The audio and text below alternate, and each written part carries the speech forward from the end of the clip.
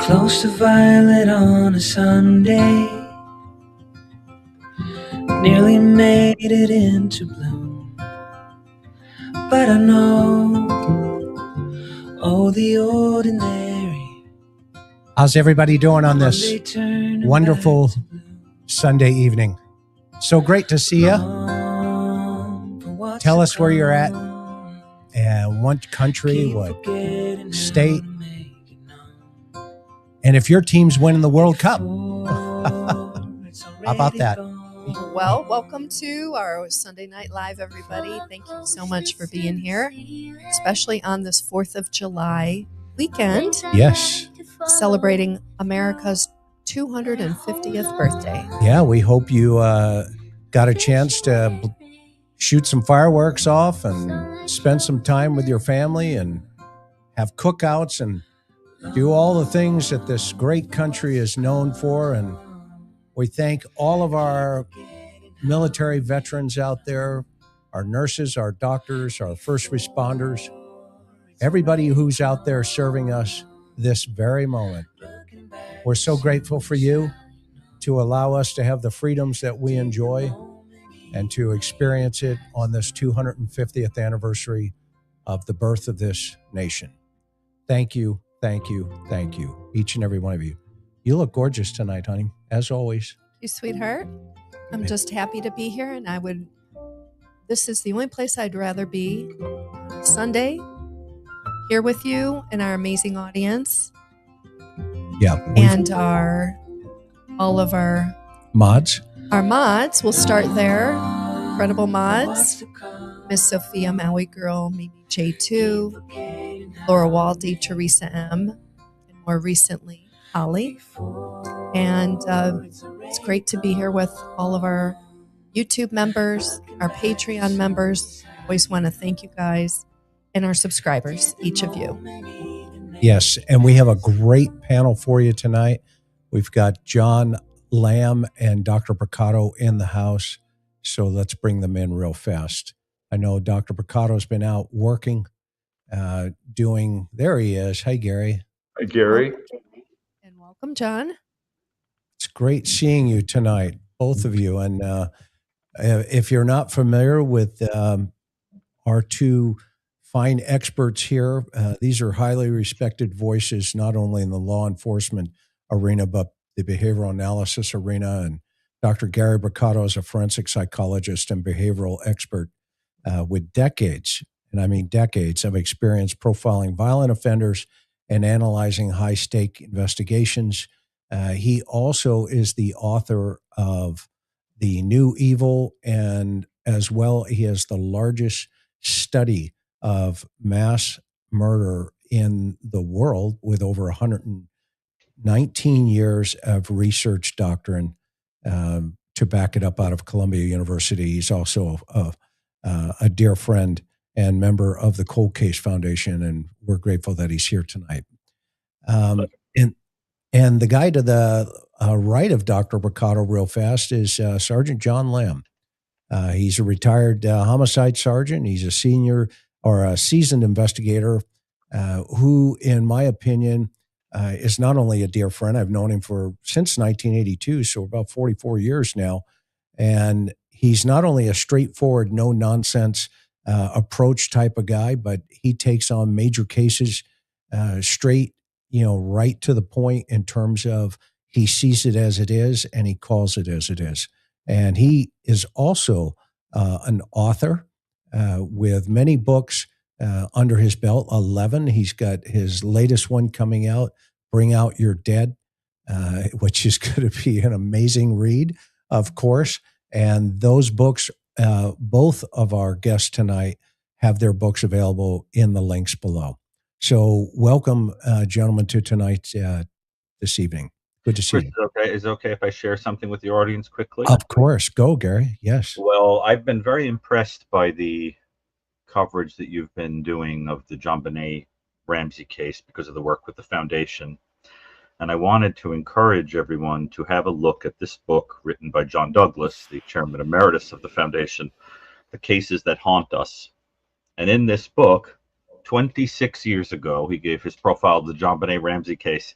And it is fascinating to compare it to what is coming out of this Cold Case Foundation peek at the case. And it really gives you an insight into how profiling can help.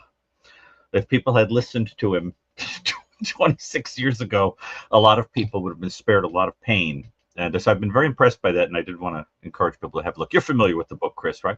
Yes. And Gary, thank you so much for bringing that up because, he took a lot of heat from the behavior analysis from his peers who disagreed with him. And anyway, we talked about that last night as well. And we've got another episode. Episode 4 is in development right now. And for the record, for everybody, we are working with not only the family of JonBenet, but also the Lou Schmidt Group. And we have access to over 23,000 documents where we have been able to apply some analysts. And one of the analysts is Butch. You'll see him on the program. He was an analyst in the behavior science unit at the FBI for many, many years. And the one thing that we have come to the conclusion at this point is a garrote as the murder weapon opens up a lot more doors and a lot more windows to take a look at this thing, from not only a forensics exam from Dr. Bricato's position but from an investigative position from John. So that said, guys, John, Gary, thank you so much for joining tonight. We're going to examine, Karen and I have been doing a little work as always, coming at, Can I add one thing, Chris? This is yeah, an of course, apology in advance if we do get it. I've got I'm on the periphery of a thunderstorm right now, so if we get thunder, it's coming from me, and okay. it's not because I'm blowing stuff up in my backyard or fireworks. Oh, you're great. No worries. And if you lose power or whatever, just come back in and we'll see. So tonight,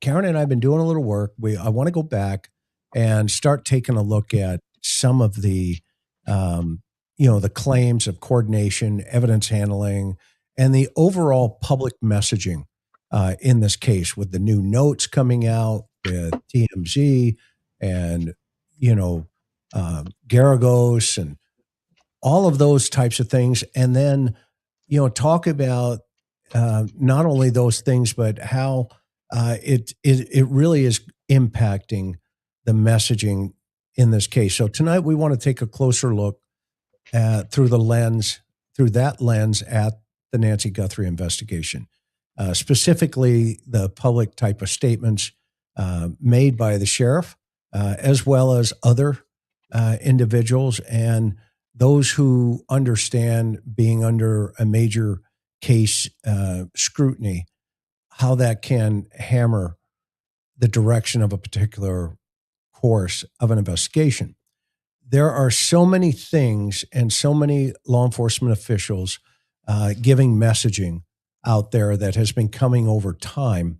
I think it's kind of shifted the focus away from Nancy And it raises very importantly the types of questions I believe in relationship to transparency and coordination into this investigation. So with that, Karen, do you have any concepts or ideas before we kick this off with Dr. Gary and John?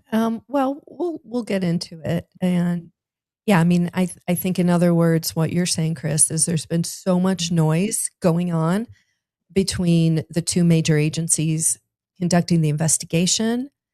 Of course, I feel like we've been on a roller coaster, the public has, in finding out, are these ransom notes real? Are they not?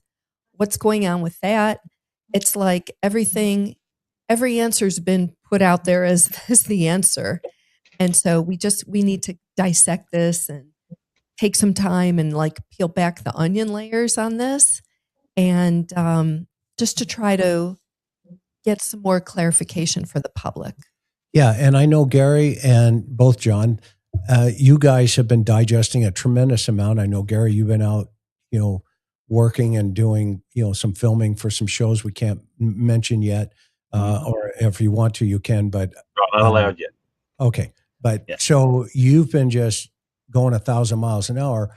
However, I know you've been kind of, keeping tabs on what's been going on. And John, what say you guys so far to where do you think we are? And before you do that, and we're going to play the latest press conference that Sheriff Nanos did. Let me interrupt you. It wasn't a press conference. Oh, yeah. He's not doing press conferences. He's doing these one-offs interviews with what looks like favorite selected local media in Tucson. Yeah. So I had to laugh because there was one clip that I had to clip out of that little piece, and I put it up, and here it is. The things we know. And we still need to know what you know, because there's something out there that we don't know. Okay. I mean, what do you do? You can't make this up. What do you do with that, right? It just seems like a circle. So observations, your observations recently kind of weigh into where you think we are right now based on the last time you guys were here. John, you want to go first? Well, thanks, Gary. First thing I've noticed is, and you guys nailed it right at the very, very beginning, the narrative is no longer about Nancy. The narrative is really been so scattered at this point. Are the ransom notes real? Well, maybe they are, maybe they aren't. I suspect that, I would love to attribute it to an intent on their part, but I don't see that level of focused activity that they would go, let's keep the narrative scattered so they don't ask us about the actual case. And the only thing I can say is that the sheriff in that little video clip, I've certainly spoken with people like that, with that demeanor and those sorts of wide eyes, that wanted to explain to me about how the CIA was shooting death beams into their head and that sort of stuff. He doesn't exactly like send out this calm, sense of considered response. Yes,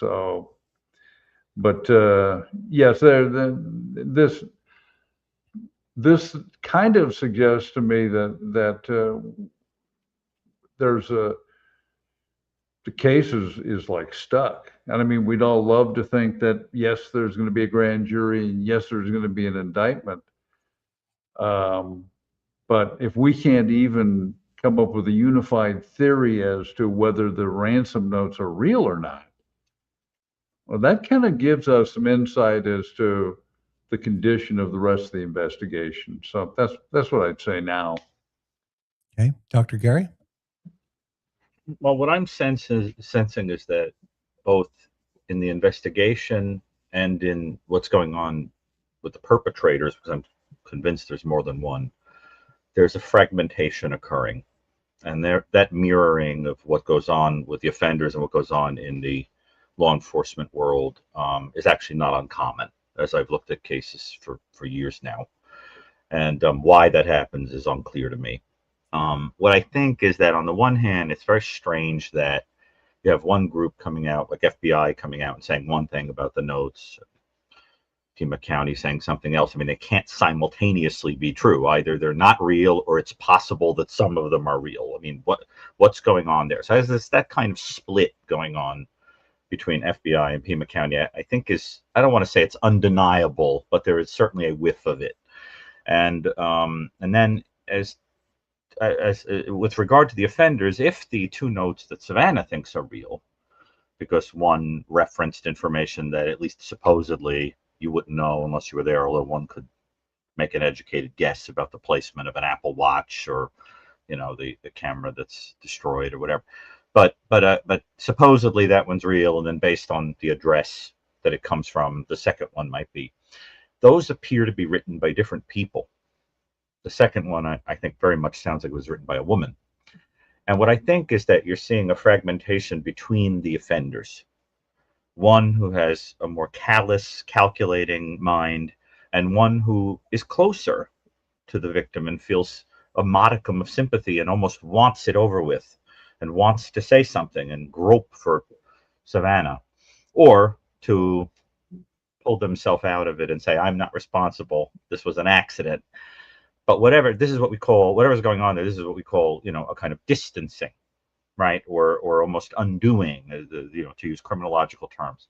And we see that in people who have, to a certain extent, known the victim and start to feel something about it, or wish to distance themselves from the crime. So I think there's a window, if these two notes are real, and they are indeed written by different people, that creates a window for law enforcement to go on television or something and say, we sense that you want to speak. You may feel afraid of whoever helped you. Come forward and save yourself. Throw them under the bus. Save yourself while there's still time to talk, because otherwise you got nothing out of this. Totally empty-handed. And I suspect you lost someone you knew too. And because I do think whoever did this knew this Nancy to some extent, whether it's in a vague way or in a very dramatic way, we don't know yet. So I don't know what you guys think about that, but that's my sense. And I also think the Kalela thing, which we certainly all think is very important, may be getting short shrift in terms of its significance. I think it's sort of like the dog that didn't bark in the night. There's something very significant about what didn't happen in that case that I think we have to talk about, because it just smells like there's a tie to this case that is bigger than we're being told. And so that's my summary of where things stand. I don't know what you guys think of it, but what do you feel about my point about the possible fragmentation on both sides? I think I agree. I mean, what do you think from a woman's perspective, Karen? I think he's spot on. I do. It's interesting. John, what do you think about the feminine side of this picture that Dr. Mercado's discussing here? I concur with Gary that the author of that missive certainly sounds to me, and yes, I'm aware somewhere on the planet someone's going, how dare you make a judgment based on gender on the writing? But it impresses me as having been written by a woman. As to whether it's a genuine communication or whether it's a technique to attempt to alter the narrative when an arrest occurs, or that we never meant to harm the woman, it was an accident, and that may be an effort to basically allow themselves some room when it comes time you have to answer for this crime, and so you're establishing the narrative now. But yeah, I think it's a woman, And the question is, if we're no longer asking for ransom, why send the message? Other than you think you're going to get caught someday, and you can say, "Oh, look, well, I sent this because I felt genuine contrition." Right. So, yeah. And then there's another element, which is those two notes came a long time ago. Why are they making it into the press now? And that's where the cynical part of me, and I don't know if you guys agree with me, but there is a little cynical part of me that thinks that this story is very big news and that it's being milked. That there's a slow kind of trickle of information to keep stories alive, and that there may not be the best judgment in terms of teasing apart the wheat and the tares, so to speak, of what's valuable to report, because it all generates attention and income and everything else. And if there's truth to that, that's deeply sad when we think about that the center of this is a real person. I don't know if you guys agree with it, but it feels like a slow trickle to maximize the exposure of the case. You mean to maximize the money? Well, do you agree that it feels that way, or I is that just absolutely. Gary? There are people who are benefiting from this investigation, and if you can keep it alive, if you can make claims that your source in the FBI, or you overheard somebody at the FBI say this, that, and the other thing. And I mean, all the years I worked with in contact with the Bureau, I never had that sort of conversation where I overheard discussion about a major case. Yes, there definitely. Who was it? Who was the old Roman? Cui bono? Yes. Who right. benefits? Yes. And but it also tells me that since we have two different messages from the Pima County Sheriff's Office and the Federal Bureau of Investigation. Now, my understanding is they're in a task force working together, yet they're communicating separately to the public, which... That's a great point, John. That tells me, why is it, if we can't agree even fundamentally on a single media release, does that tell me the level of communication and investigative dysfunction going on there? Now, maybe at the ground level, the actual detectives and agents are working together, but they're going to take their cue from their bosses. So we're no longer seeing a press conference where the head of both organizations are there, the special agent in charge, and so I'm concerned that you're basically now are you have two different teams working in two different directions there. Right. But Martin Luther, the Christian leader Martin Luther, used to have an expression. He used to say, "The devil is the ape of God." And what he meant was that everything that exists on one side has a kind of twisted parallel that exists on the dark side, right? You've got armies of angels on one side, you've got them on the other side. If you've got leadership here, you've got leadership there. Well, you see the same thing with law enforcement and the criminal. I think the point is, on both sides, there's a chef and a waiter. See, and the question is, who benefits on both sides is really the question. And I think that's what you guys want to touch on, right? Yes, exactly. And, the notes and, the public tips, et cetera. Karen, what you're thinking based on what you've heard so far? Well, with the ransom notes, I mean, Sheriff Nanos has addressed multiple communications, dismissing some recent ones as likely hoaxes, while the investigation continues analyzing the others. But honestly, at this point, how many months does it take to analyze whether a note is real or not? That's my first question. And then this reactive posture to media-driven tips highlights the challenge. This touches a little bit upon what John was saying.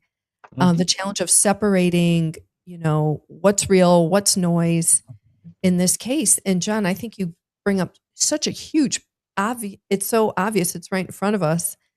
Yeah, to your point, the FBI and Pima County are working together on a task force, yet we're seeing like dueling social media posts, you know. And also, let's not forget that this recent, let's call it a recent wave of it, if not, I don't call it news because there's nothing news here, but this going back to talking about what were in the first two ransom notes. There's really nothing new here because remember, I think it was CBS, they already knew what was in the well, actually both notes, the Hello Savannah note. Several, members of the media, national media already knew what was in that. We have your mom, safe but scared, that whole one. And then of course the second note that we're talking about, that to your point, Gary, sounds more feminine in tone, that your mom has perished. She's buried with nature now. And so, again, back to John's point, they're working together. They're not able to say, yes, we agree on this. No, we don't agree on that. And they're putting out separate, updates or missives or whatever. And it's not engendering any confidence that the investigation is going forward in a way where we're going to see arrests or some kind of resolution, or at least the next step in the investigation. And and Gary, what and John, what do you guys think of the sheriff? Remember early on in one of the first press conferences, he was the one who actually, positioned the public by saying, we don't know if we've got our guy, we don't know if we've got our gal, and I think a lot of eyebrows went up and went, well, wait a minute, are you saying that there could be a feminine piece to this problem here? And then immediately, he pulled back and just kind of, I think it went over the head of everybody in the room because of what he just said, how he says it and why he says it, and at this point now, though, with these letters surfacing or these notes surfacing now to the top, and your observation, Gary, of it feels more feminine. Break that down a little bit more. What gives you that sense, from a forensics side of psychology? Well, the fact is, there are people that have done extensive linguistic studies of the way that people write when they're female versus male, or or whether they are highly emotional people or not emotional people, or poetic, artistic people versus people that have a more linear, structured way of writing. I'm not saying that any of those characteristics are necessarily male or female, but the overall impression that one gets when one has a flowery, poetic, sensitive, empathic writing style and passive writing style is that it is more suggestive. It happens to be, for reasons that are arguably biological or socially constructed, is more associated with female writers. And this is something that came up actually when they were trying to determine if the phony ransom note in the JonBenet Ramsey case was written by Patsy. I'm sure you've been reviewing that, right? Is this question of if the linguistics were suggestive of a male or female. Now, I'm not saying for sure that it's a female, but whoever wrote it is certainly more artistically inclined and sensitive, flowery, than whoever it is that bigger vocabulary. Yes, and I think a little brighter, exactly. But there's a more empathic nature there. The first is more directive, aggressive, kind of dominant, and the second more sensitive and empathic and passive and flowery. Now, so it's interesting to think about that. But I do not think that they were produced by the same psychology. I don't. Interesting. And they're so diametrically opposed in terms of what they seem to be trying to accomplish that they suggest a split. Now, what I'm frustrated by is that since that second note, we don't seem to have heard from that person. And I must say, if I had to make an educated guess, the author of Note 1 said to the author of Note 2, "What kind of idiot are you for putting that out there?" See, I think the second person became emotional and sent that, but the first person would not have liked it. And it looks like something you would write out of anxiety. I'm nervous that it's going to look like I did. I'm nervous this person is going to think we did this on purpose. I'm nervous that this person is in terrible pain. This isn't what was supposed to happen. I don't want to be associated with this anymore. See, And that's why I think they've got to take advantage of that. Now, if they were not written by anybody but a couple of tricksters out there trying to get money, what were you trying to get out of the second note? Cruelty? Yeah, like AI or something like artificial What would be the intelligence, function of right? that? Just to mess with Savannah? Yeah. It Just to doesn't be seem cruel. just to be cruel. I mean, it's possible, but and so I don't know. I just think there's a whiff of split going on here. But it looks like that split came and went. That happened back in, it looks like February or so when these were written. And now no one has said boo from that original source. It almost makes you wonder if the people who wrote them are under too much scrutiny and they can't write any more notes because they've gone silent. In cases where there have been missives and things written by an offender and the person suddenly goes silent, it's usually because they've come under the eye of law enforcement. The Zodiac killer went completely silent for long patches, and in some of the cases of the prime suspects, it's when those suspects were either incarcerated or in a psychiatric hospital. Something is going on that makes you quiet. So why would the people who wrote those notes go quiet now for 5 months? For like four months or so. Yeah. Something's going on We're there, right? We're in the 5 now. Yeah, absolutely. 5 months. I think they're under, whoever it is nervous that they can't get away with it anymore. Same reason no one's going for the money. Right. Let me ask the panel this question. Gary, if the notes are real and were written by two different people, yeah, and do you think authorities know they're real? Or because first we've heard they're not real, they're all fake. And then we heard, wait a minute, some of them are real and some of them are fake. It's like, well, like which ones? And so, I mean, obviously you don't think they're fake. You think they are real, written by people involved in Nancy's abduction. Is that correct? I think that almost all of them are not real, but the two that I suspect could be are the two that Savannah appears to believe are real. The one that cites specific information about the crime scene, and then the one that seems to come from that same source. And those two, the first one, makes a demand, which looks like let's try to get the money anyway, or give the impression that this was an abduction attempt when it was really a homicide. And the second one appears motivated to express something more emotional and give some kind of closure and to distance from culpability, maybe even. Notice that in the second note, it says we. And notice also in the second note, it's addressed only to Savannah. Why is it not addressed to the whole family? Savannah wasn't the only one who had the parent. Didn't it strike anybody as odd that it says Savannah? It also, one of the things people keep pointing out to me, I'm getting messages about this, is that people think the hello Savannah feels creepy. They think one person said it sounds like Hannibal Lecter. Hello, Clarice. It has that kind of tone of creepiness. And that's very interesting to me. I don't know why, people are finding that creepy, but they find the salutation only to her disturbing.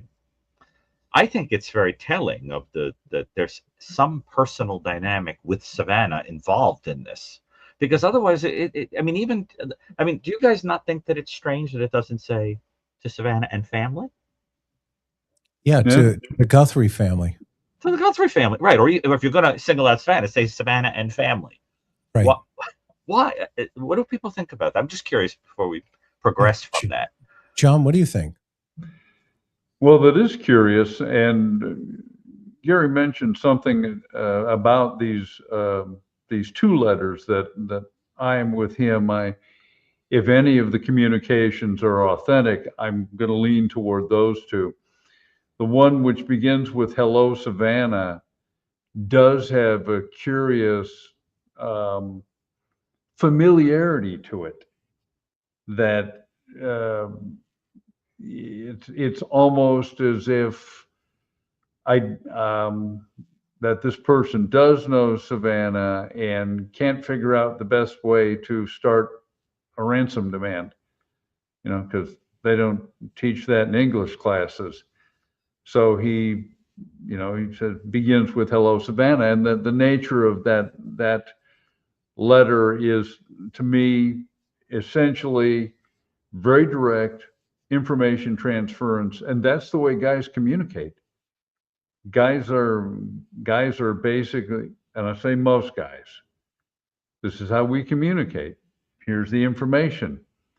And, I'm a guy, so don't expect me to invest any emotion or concern or sharing, sharing emotions or feelings, because at least guys from our era, we don't do that. We transfer information. So this is where I go back to with Gary. I agree that the other one is likely from a woman. And I don't know whether I get the sense almost that there's this person is looking for some form of absolution, knowing that they can't actually get it, but they're aware that this has had a horrible outturning, and they're trying to say there's almost a creepy element to this. It's like, yes, well, we did abduct your mother, but she's comfortable now. It's like the old joke about Mrs. Lincoln at Ford Theater. Other than that, how was the play, Mrs. Lincoln? Right. So and those are the only two communications. Again, I'm going to agree with Gary. Either they feel that they are under scrutiny, or they may have also concluded, just give this up as a bad effort and hope we don't get caught. Well, it's also possible it's a technique that law enforcement doesn't want the people who wrote them to feel the boot near their necks. So you minimize, because it may be that whoever it is they have their eye on, it's very important that they not be tipped off that they're under scrutiny. And I don't think they've received any more communications, but there's a chance that there have been communications that were received back in February that have remained confidential within the investigation. Karen, Chris, okay if I make a quick point before? Yes, go, please. Yeah. Forgive me, I'm not derailing. No, you're fine. You're fine. What are your thoughts there? So earlier I mentioned the phrase undoing. And what we can see in crimes, for example, at a crime scene, is, let's say a mother has killed in a fit of rage her child.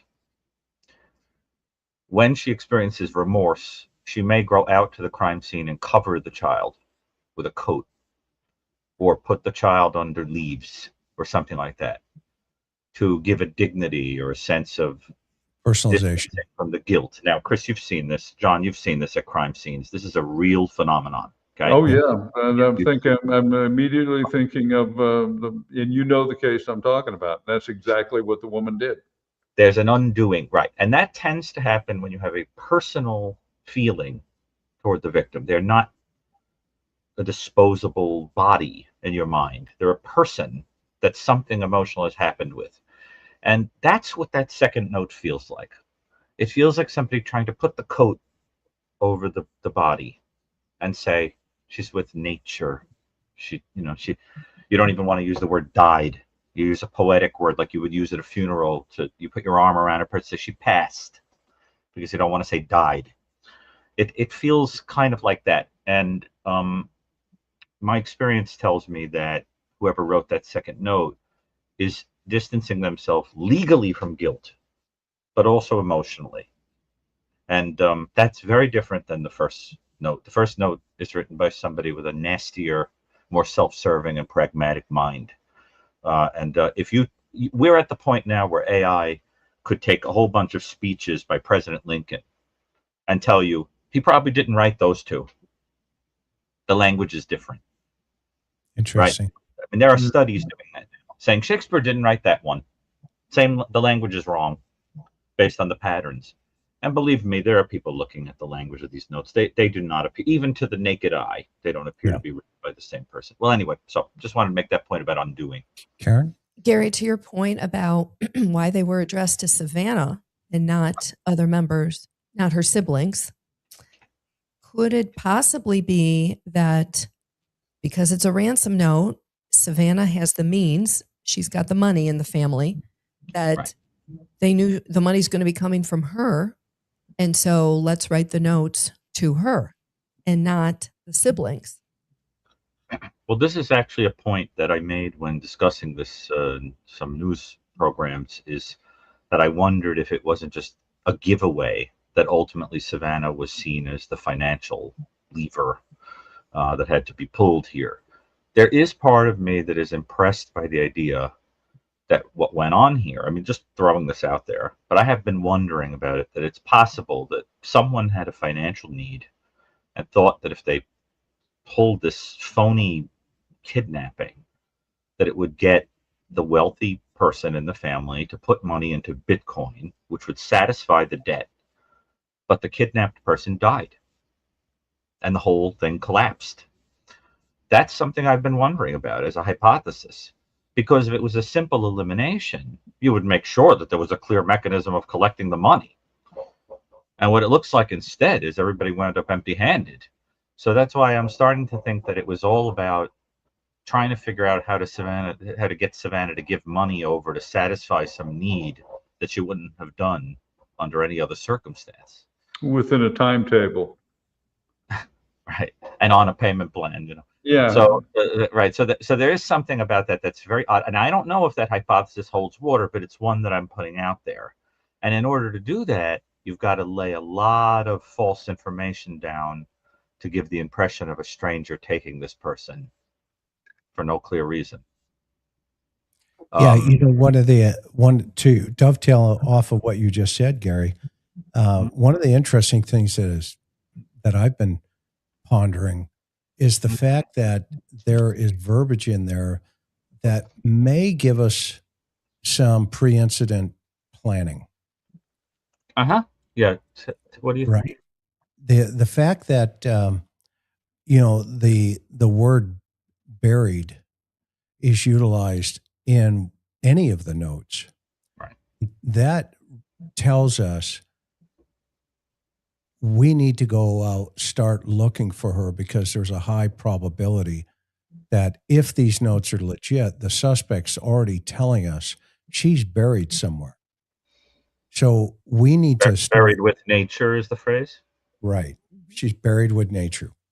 Now, whatever that means, right? I mean, it could mean, you know, she's on the surface. It could mean they dug a hole. They had a pre-existing hole. Because I've been thinking about, you know, let's go with three perpetrators hypothetically, right? The thug, i.e. porch guy, the driver, porch guy's going to load her up, and of course the note writer now, right? A third personality into this, because it sounds like we have at least two types of personalities potentially playing into this based on your observations and of course what the investigation's telling us. But I'm just wondering if the fact that they took as much time as they have to get into the house, meaning, you know, the photographs that were potentially before the incident, even the night of the incident, but all that planning that went into this, they were successful in getting her out of that house undetected. Now, we don't know how much more video they have. I suspect they're going to have a boatload of video. But I also suspect that it may be a nothing burger, almost like the front porch. So they have to rely now, as Nanos has constantly said, this case will be solved through technology and probably now, in his head, the DNA. So my question is this. Do you think, either one of you and Karen, do you think they would have gone as far as even dig the hole before this even occurred, in case it did go sideways and they immediately could put her in? Because this note came rapidly. And that apology was right there like that, if it's real. So I thought, oh my gosh, you know, that's what we would call, right, from an investigative analysis aspect, pre-incident behavior. They thought this through. What say you? John?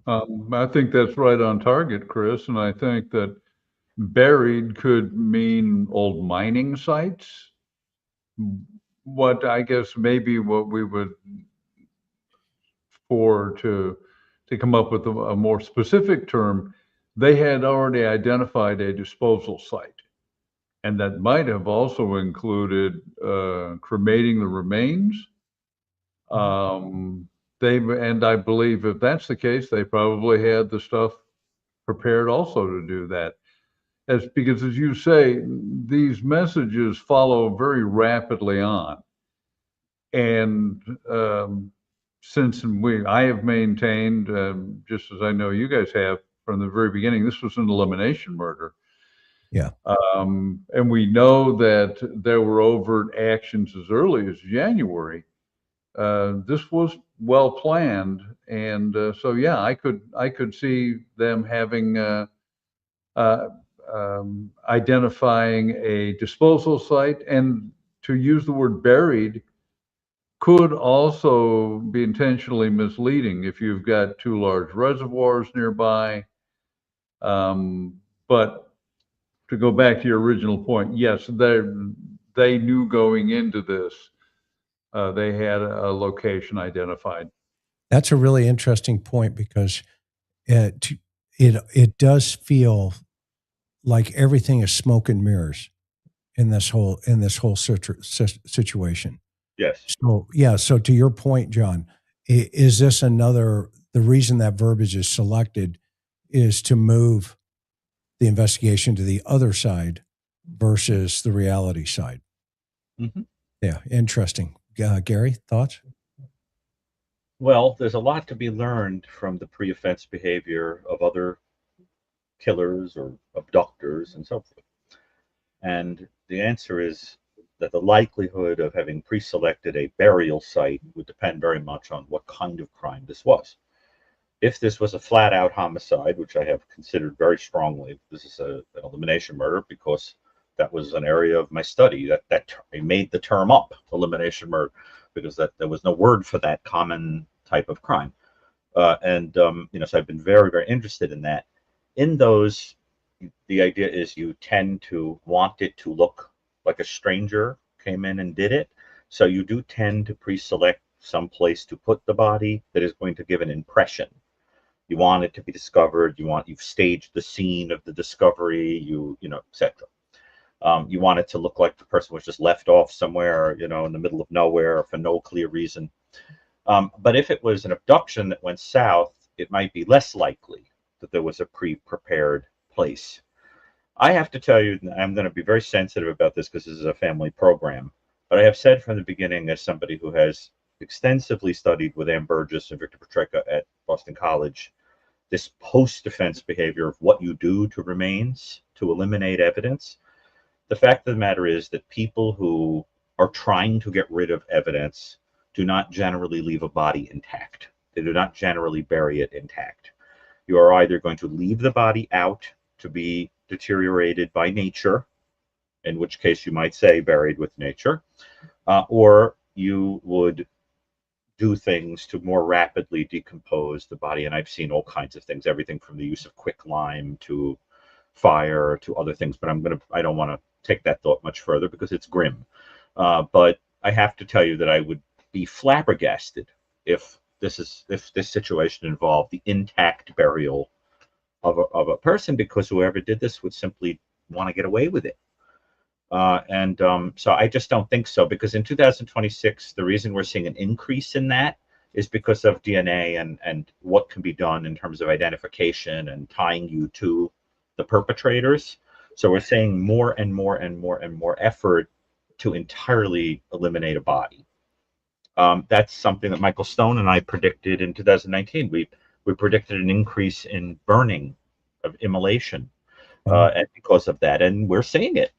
And it makes sense from a practical perspective. The police are just getting too good at finding people. So I think now, as I said, I don't want to be grim, but I think we'd all agree that whoever did this is very unlikely to have, sensitively and ceremoniously buried this victim.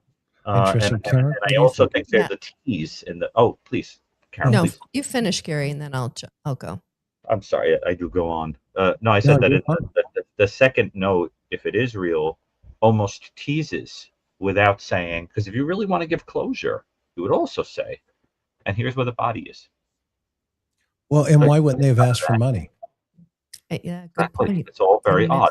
Yeah. But so that's why it feels like a half-baked attempt at distancing, and yet not all the way. Not all the way. Perhaps the person who wrote it was scared.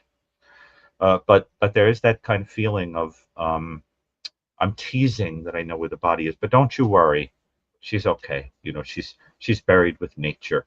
Also, there are a lot of lines in that are very strange. Remember the word perished is also strange.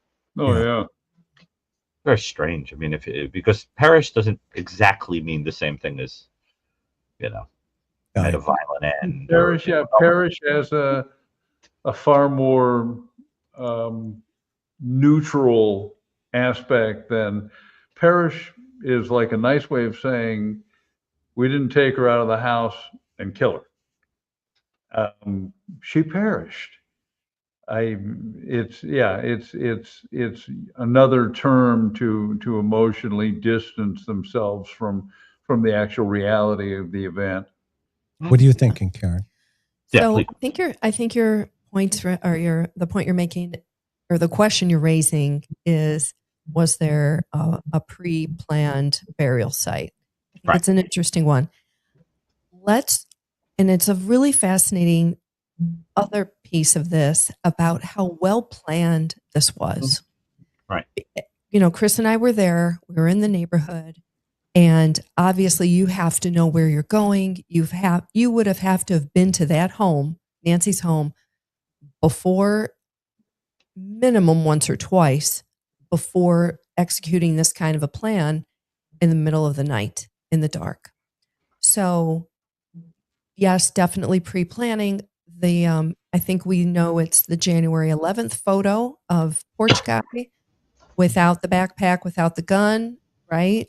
Little bit different time of night, but it was in the middle of the night. Porch Guy brings a backpack that looked filled up with stuff. That's pre-planning. That's a great point.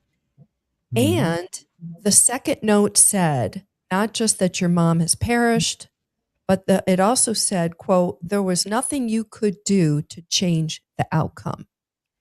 That makes me think this plan was hatched days, weeks, months, who knows, right? We don't know. But definitely that language in that second note also points to the pre-planning. Yeah, it says this old lady was going to die. That's what it says. Well, or John, I took it a little more metaphorically. Like whoever the we is, whoever hatched the plan to take Nancy Guthrie, an 84-year-old grandma, out of her home in the middle of the night, in her pajamas, possibly without her slippers or shoes. This was an inevitable plan that people came up with, one or more people came up with, and there was nothing that you could do to stop it. And the outcome was the outcome. To your guys' point, obviously something was very botched because they didn't end up with Nancy dies, and they're distancing themselves from that, and nobody got a ransom. There was no money paid, no money exchanged, as far as we know. Well, Karen, is it also possible that by saying that, basically what happened might be an appeal to somebody of I will call it a certain faith or belief that fate, predestination, that this was going to happen because this was predestined. It was fate. And that to me also sounds like a way of distancing themselves from their participation in the event because, well, whatever I did, it wasn't as important as fate stepped in, predestination. And, her time was up regardless of what we felt about it. And I understand I'm clutching at straws here, but it almost sounds to me like there's a sort of, don't look at me. It was going to happen no matter what. Gary Well, just had an aha moment. I know. Go. Gary, what's in your brain? we just saw Share it now. the doors of heaven open for a moment. Go. By the way, Gary, Don't interrupt. He's gonna. Don't let him I have lose something it. to tell you. don't play poker. Let him lose it. Go. I know I can't hide it. It's terrible. Well, I can usually, but not. I don't. I have to on here to get called upon. I guess I'll do a little. But I think that if there is a secondary motive here, let's say the person involved knew Savannah personally and had a dynamic with her, and the entire plot depended upon needing Savannah's money, then it would be very interesting if the person chooses to say to her, there's nothing you could do, because it would suggest that the individual resented needing her. That the idea would be to undo the notion of you have the power. And I think that's very interesting to think about, because if ultimately she's the one with the money, somebody might resent needing her. What do you mean? But go a little deeper on that. Do you understand what I'm getting at? Yeah, but yes and no. So hit me. So in other words, do you understand, John, what I'm getting at? I do understand what you're saying there, and in its own way, that's, my goodness, what a passive aggressive yet manipulative mind frame. Exactly. That, it was going to happen because you set these events all up in advance with the way you lived, or how events transferred unfold. behavior concept. Yeah, exactly. It's and somebody saying, gee, here I am resenting you that you've got the money. You're the one who could resolve this, right? This whole thing that made somebody feel they had to do this, right? They needed that money. You could have prevented this from ever happening. Yeah. Go ahead. What'd you say? You could have prevented this from ever happening. You could have, right? Exactly. And then the person turns it around and goes, you had nothing to do with it. There's nothing you could have done about. So that it becomes a way of saying, you don't mean anything. You don't have as much power as you think you have. You could. Now, this is all speculatory, and it could be, if I'm right, that could be anybody who knows you, right? Who just resents you, who wants your money, and now feels that they wound up empty-handed. And but just think about that. About it's almost like this deep-seated resentment. Oh yeah. And we just saw, and we just saw in the Tempe case, that guy held that resentment for 10 years. And he shows up in Ohio with the new family, the doctor, right? The surgeon. So this is an interesting point that you just raised, Gary, and I want to pick that apart a little bit more. So just shifting gears just for a second, with the sheriff, he repeats constantly, that his department and the other agencies are all working together and they're connected at the hip. Yet there are constant reports of friction and evidence, that keeps tips flowing out from, various sources, et cetera. From your perspective, John, how does this affect the local federal coordinations, and how does it look, you think, to the public in investigations like this, so high profile of these cases, in such a case? The sheriff's pronouncements remind me near the end of The Wizard of Oz, when the wizard says, "Don't look at that man behind the curtain," because we want to preserve the illusion that the wizard is real, or in this instance, that this task force is operating as a well-oiled team. And nothing I'm seeing tells me that that's actually happening. I mean, it may be at the ground level. I've said that before. But if they are incapable of, as I say, coming up with a single media release, This tells me there's complete dysfunction. Now, how that affects the community very often, with the exception of your subscribers, people watching these programs, they don't have whatever the background is or the base of knowledge to understand when a law enforcement agency, a task force is not operating. They just don't. And really, where would they go? I mean, are they going to go to the sheriff's office and say, "Hey, are you guys working in unison with the FBI?" No What do way. they think they're actually going to hear? They're going to go, "Well, of course we are." So the problem is that they think they've closed ranks, but we're 5 months now into this, 6, yeah, well, 5, 5. beginning of July, and Yeah. we seem to be spinning our wheels. So at some point, the community is going to go, you've been telling us that you're working, day and night and nonstop. Where are the results? What's the Right. line in Hollywood? It's, you've promised sizzle, but at some point you're going to have to give a little steak. And Great there's been point. lots of sizzle. Gary, I know you've got to jump with a patient, but you'll be back. Oh yeah, just for about 5 minutes. I have to return a call that just came. But Okay. at 9:13, I'm okay for about 13 minutes. Okay. Karen, did you want to say something, huh? What are you thinking? No, keep going. The messaging. So Yeah. one thing I want to put up here is the press conference that Nanos just did. And, we already know how they handled the scene and the evidence, the timeline. I mean, all that kind of stuff. But I'm really concerned with the next phase of this thing as we start getting close to maybe even an arrest at some point. I mean, we don't know, how this thing is going to completely unfold, but I suspect they're probably going to get to something some way they're going to get there.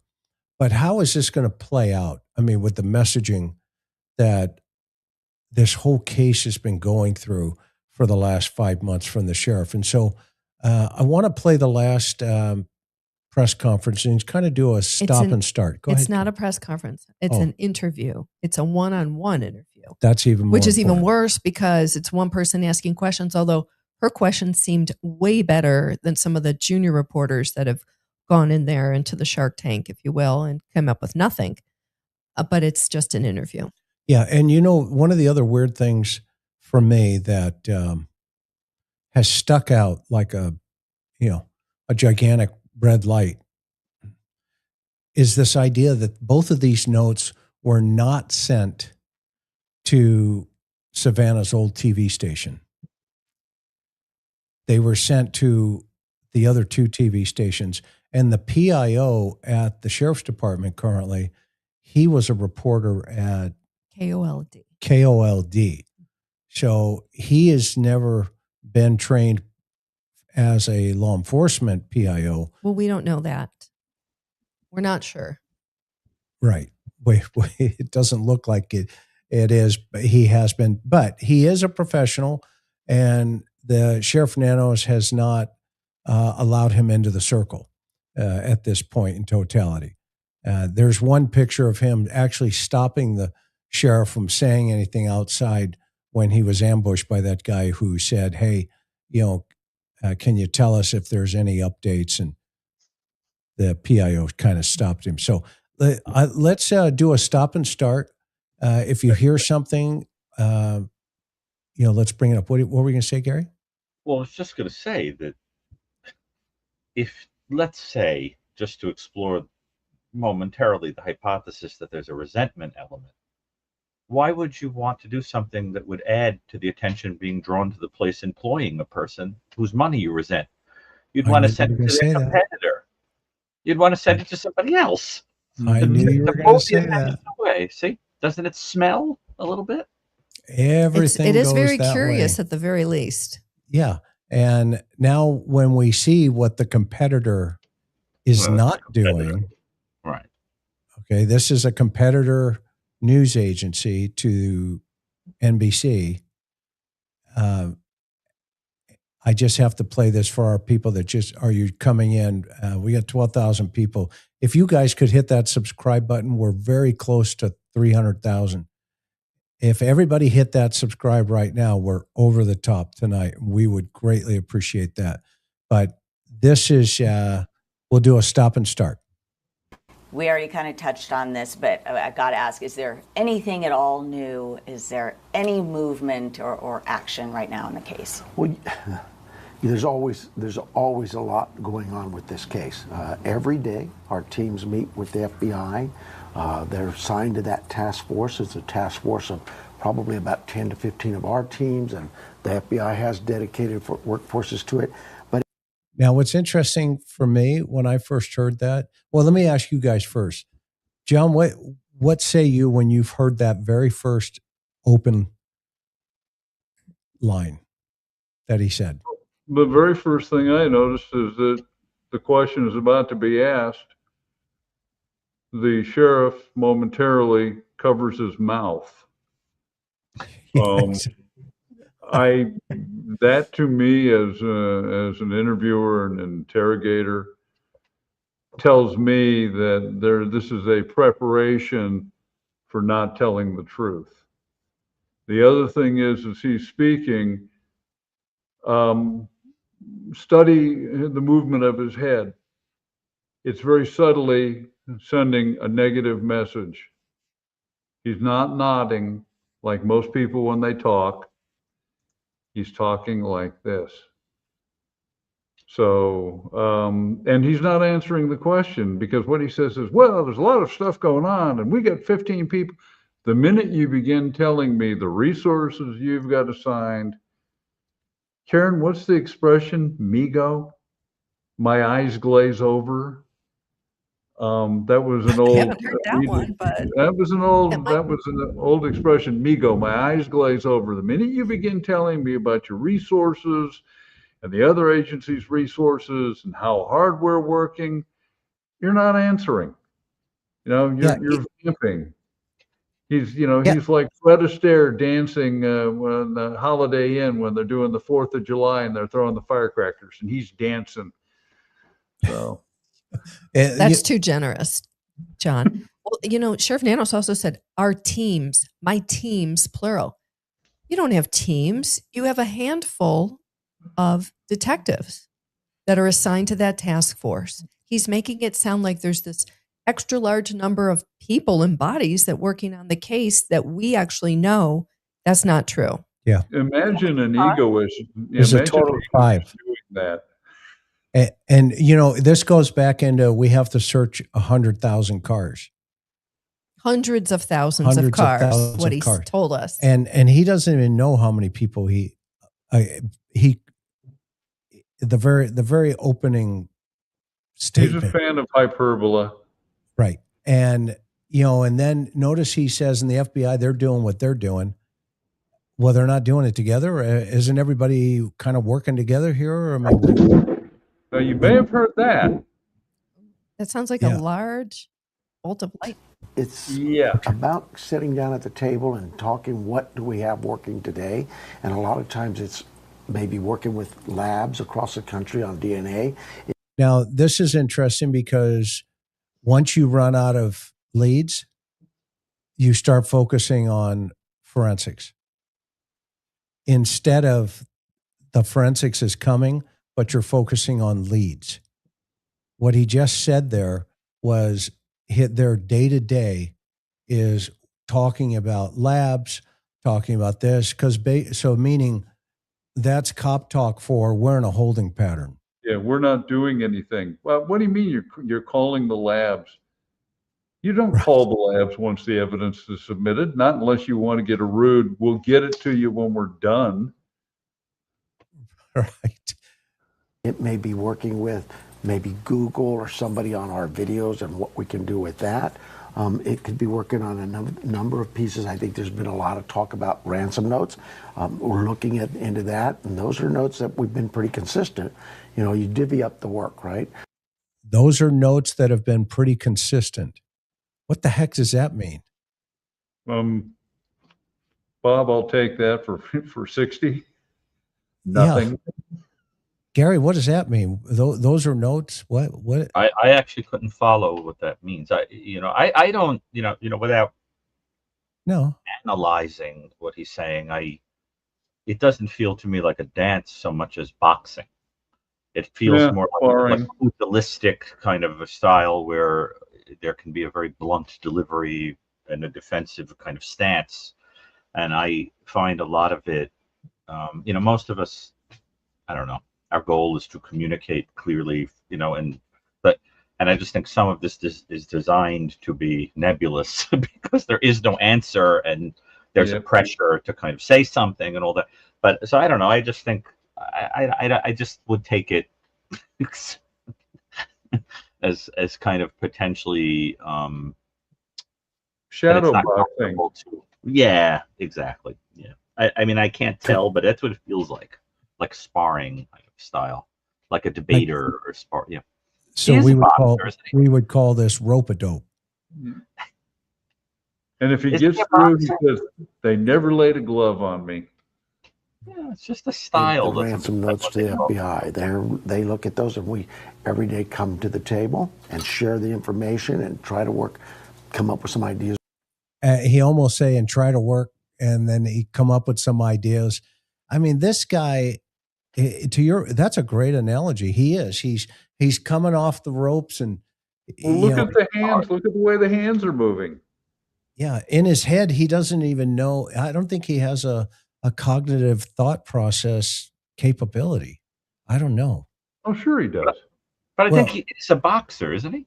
Yeah, he is a boxer. He was a boxer, yeah.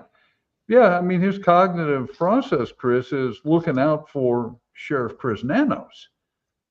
Right. And, but I mean, if you watch him, he's obviously highly energized, which suggests to me he's nervous about this, even though this is a one-on-one interview that I am certain they went over the questions they were going to ask him in advance. Oh, sure.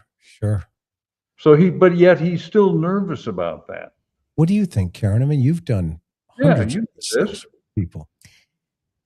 I mean, he answers the questions. It's, like throwing spaghetti against the wall, see what sticks. His mindset is, well, I'll just flood this person with words and none of this is making sense. And I'm going to give a whiff, to Gary's word, of actual what's going on at the task force, but I'm going to package it up in a really confusing way and just with yapping. I'm just going to talk. And then the person's going to be so confused. The question never gets answered. And then they move on to the next question. So it feels like rope-a-dope is what you say. I mean, that's Chris's point, right? That's what I'm saying. It feels like a strategic, kind of, punch until the question stops being. I mean, I don't know. I mean, but I'm not implying a motive for doing that, but it does feel that way conversationally. What's the line? If you can't dazzle them with your brilliance, baffle them with your BS. Well, and he is. Well, this is again. Karen nailed it. He is dispensing vast amounts of words that mean nothing. I'll be back in a moment to get things going. But it's constant. This is every single day. This isn't, well, we don't have anything to do. No. And on top of all that, and that's where you all play a big role, we still need tips. We still want those non-emergency line, our 351-4900 or FBI tip line, because every piece of information that's out there could prove vital. You don't know all the things we know, and we still need to know what you know, because there's something out there that we don't know. We think somebody knows something. Oh, that's deep. Man, that's deep. Whoa. I have to say, right before he went into that shtick, right before his brain switched over to that crazy shtick, he actually made a valid point. And this is what I've been saying from day 1 or 2, that he needs to call press conference and at the very least, remind people there's a $1.2 million reward still out there. Here's our tip line. If you saw something, say something, call us, call the FBI. And it was interesting. He did mention 1-800-CALL-FBI and not just the Pima County Sheriff's phone number. So that I'm going to give him a cookie. thumbs up. Give him a cookie. I'm going to give him a thumbs up for at least getting that important piece out. But then he fudged it by going into that, Abbott and Costello routine. Well, who's on first? We don't know what you don't know. We don't know. The things we know. But if you knew and you we needed still to need to tell know us, what you know, because there's something out there that we don't know. I mean, good grief. Talk about nonsensical, absurd, ludicrous. I mean, gosh. Meanwhile, back at the ranch, you know what? It's almost laughable, but this investigation is not a joke. Right. Nancy, no, this is the sheriff of a large county. Yeah. Oh, it gets better. With whatever tip you might have, it really is. I can't stress this enough. Every piece of evidence, every single tip we have, they are worked, they are looked at very seriously, and nothing is dismissed. So don't think this is too small or this was too long ago. Call us. Are you still getting quite a few tips? As you would expect, they have drastically gone down. See, he went through all that crap. It wasn't the question, mind you. Right. To say exactly what we just said before he even said it. They're running out of things to do over there. But yet they're not going down to Estevan Park in the city of Tucson. That's right. And shaking the trees. The streamers are. Well, I'm talking about the people investigating Nancy's abduction, trying to figure out who Porch Guy is, trying to get leads in that direction. It doesn't sound like they're doing any of that, which is exactly what we reported a couple of weeks ago. Right. I mean, and that's just one idea. I'm not saying the whole investigation should be down in Estevan Park, but it is one important piece. This guy is out there with Nancy Guthrie. Because the sheriff and a lot of people feel that he's local. Yes. He didn't fly in from a different part of the country. Yeah. No. We don't think he came over from Mexico. If he's in Tucson, it's up to them to find this guy or people who know who he is to identify him. Yeah. And I've got to compliment the streamers that are out there hitting the parks every single day. They're doing live streams. They're passing out flyers, and Nanos has done nothing about that. He's not out there working with Tucson PD or anybody else. He's turning down volunteer searching. We know she potentially could be buried somewhere. Well, let's put some people to work. Let's put some volunteers to work. Let's get your search and rescue folks out there and put them to work. I'm certain they've got explorers. Explorers, anybody, right, John? I mean, we lived in the bush on some of these cases in the past. You have to get out there and make it happen. She is no longer in the house. What are you waiting for? Just the technical side of this thing? Get out there and start talking to people, start rolling people, start hooking and booking. What's your line, John, about a set of handcuffs? What happens to their it's an obscure form of acupressure that the application of handcuffs on wrists activates the memory cells of the brain. You go out there and you start arresting people for being in possession of drugs, or the fourth waiver. Briefly, Chris, I learned the location of a 187 suspect, and I didn't say it was a shotgun killing, and the suspect fled, and he was inside of what we called in Oceanside a pillage village. These were crash pads, as they would have been known in the 60s and 70s. And 3 of the people were fourth waivers, which meant that they had waived their Fourth Amendment rights. And I wanted to know where the suspect had gone. So I would get out of bed at 2 in the morning and drive down to this place and get a patrol officer to meet me. And I'd say, wakey, wakey, it's nice Detective Lamb, and I'm going to wake you up every morning until one of you guys gives me a call and tells me where Artie is. And you all know me well enough that I promised this and I will do this. So if you want to continue to sleep, give him up. And by the time I got back to the police station, there'd been a phone call, a message that came in that said, he's in jail in Ohio. Will you leave us alone? This is how you do this. You go out and you make the scene uncomfortable. Maybe sometimes you have to pay an informant, but basically by enforcing the law and letting people know that I will be less rigid and I won't be back if you tell me what I want to know, it works. It's cop work 101. Yeah, somebody knows this guy. Yes. Somebody knows this dude. And sitting on your hands waiting, for the Easter Bunny to show up with the basket waiting for the of phone eggs. to ring. I'm waiting for the phone to ring. It ain't gonna happen. It's the big one. This case, we're hearing it from him where he's already talking about, tips have kind of, starting to dissipate. That's code for, we don't have anything left. Yeah, they're drying up. Oh, yeah, for sure. That's what it is. Yeah. And so you got to get out there and you got to put a sail up, and then you have to create the wind and make it happen. I mean, I have to say it, there was one streamer out there after another, and they're doing a good job. You guys know who you are. I don't want to put you in jeopardy, but you guys are doing a great job. Keep it up. They're out there in the parks. They're handing out flyers.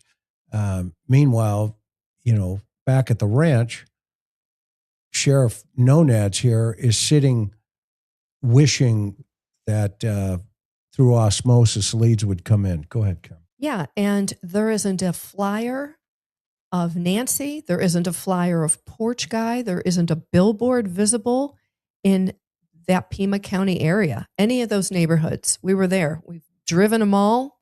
We spent a lot of time down there. Excuse me.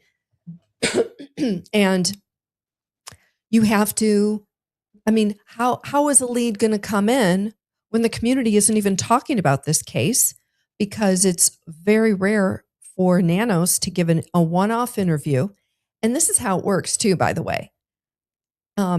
We all are reporting on these local interviews, the radio interview and the local TV interview, but the competition, the media competitors to the station that runs this, they're not running it. They are not running it. So from what we can see, there is no community conversation about the Nancy Guthrie case, that Nancy is still missing. This 84-year-old woman who was plucked from her home in the middle of the night. Now 6 months, we're in the sixth month of this. And how do you expect tips to come in if you're not having a community conversation about it? There's no visual reminders. Again, we went to so many public places. There were no flyers. That's the whole reason Chris is telling people, go to this one park, put up flyers. That's the job and that's the work of the investigators. And of course, Nanos is running this investigation. I don't even blame the homicide investigators for not doing this. I think Nanos is blocking a lot of stuff, just a sense, but it has to be done. No, the homicide investigators are all a bunch of rookies. It's my understanding. Your skilled guys are out. So they may not understand this, that you can wait by the phone. There's this reliance on the magic bullet of technology. You got to go out and you've got to make your own leads. This is just how cop work is done. but I understand it's changed. One of your chatters here pointed out that they don't charge people for possession of drugs anymore. That may be the case, but there are other ways that you can make your presence unpleasant without breaking the law, that can refresh people's memories. And Yeah, it requires you to get off of your butt and get out of the office. And yes, I'm aware it's July and it's hot. Worked in the desert myself. Cop work doesn't stop because it's hot. yeah, and while I mean, just think about this dynamic for a moment. You've got the streamers on the street in front of Nancy's house. Okay, I'm not going to go into those dynamics, but the sheriff comes in. He hooks people up. He put people in jail. Okay, the DA's done the right job so far. Tossed. Looks like a lot of these things are already getting thrown out, which we saw coming. And then on the other side of this now, those same streamers who got arrested are advocating on behalf of Nancy Guthrie in the community where the parks are, where, they're passing out Narcan. Now these same folks are using their own resources to, put flyers out and talk to people, basically kicking the dust up to go talk about Nancy Guthrie. And what are we hearing from the sheriff? Well, things are drying up. Let's listen to that real carefully, how he presents it here, because this is important. As you would expect, they have drastically gone down. I mean, the first few days we were just inundated with them, which helps. Now we have to catalog them, prioritize them, look through them. We still get tips day to day, but not the volume we were, but they're still coming. And we would never discourage that. Continue with that. What kind of forensic evidence is still in the lab at this point? Well, we've talked a lot about DNA. You notice how she went right past. She needs to ask follow-up questions. It's ridiculous. She took hook, line, and sinker about the tips. An outrage. She should have asked, why are you not down at Estevan Park? Why are there no porch guy flyers out in your community? What are you actively doing to try to find Nancy's killer or killers? Yeah, why are the streamers doing this, Sheriff? I find it very peculiar that he would mention, well, we wouldn't want to discourage that. What? Yeah, why even say that? Why even say that? We wouldn't want to discourage that. Does that mean that you believe there's a perception that you're giving off that you're discouraging tips? That to me is really an anomalous thing to say. And the minute I heard that, I go, why bring that up? Yeah, where'd that come from? Yeah, no, you didn't need to be Nostradamus to predict these cases were going to get dropped. And that could play back into somebody within the sheriff's administration wants this to go away. Yeah. Which fits right in with what you observed, Chris, is that there's almost an Orwellian sort of, Nancy is becoming a non-person now. Yeah, they are. What's the good word? I want to be careful with the word, but she's an enigma. She's in the way of daily business. Things got to move on. It's almost like he had to interject into the conversation. Well, we now have to catalog them. What? The tips? What are you talking about? Hasn't that been going on from day one? Are you just being made aware of this because there's software that does it for you in about 32 seconds? Well, and anybody who's actually handled tips knows how it works. But again, this is more verbal subterfuge. He's making it sound far more complicated than it is. It's a tip. you follow it up. You chase Yeah. it down. Yeah.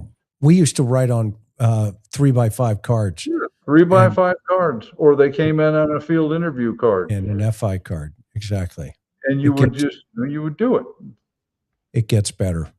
Can't get into it real specific, but we have a lot of DNA that we're still working with the labs. And the labs are, they've been incredible. It's not just our lab and FBI lab. These are labs across.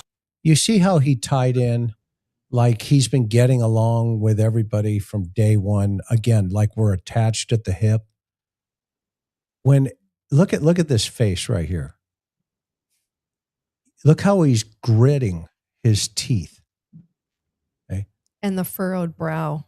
There is no way this guy likes the FBI. I don't care. And the narrowed eyes and the hands out forward defensively.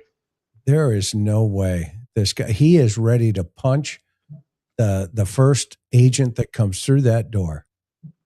And other than that, he's a real Winnie the Pooh. I mean, just a lovable guy, a Teletubby.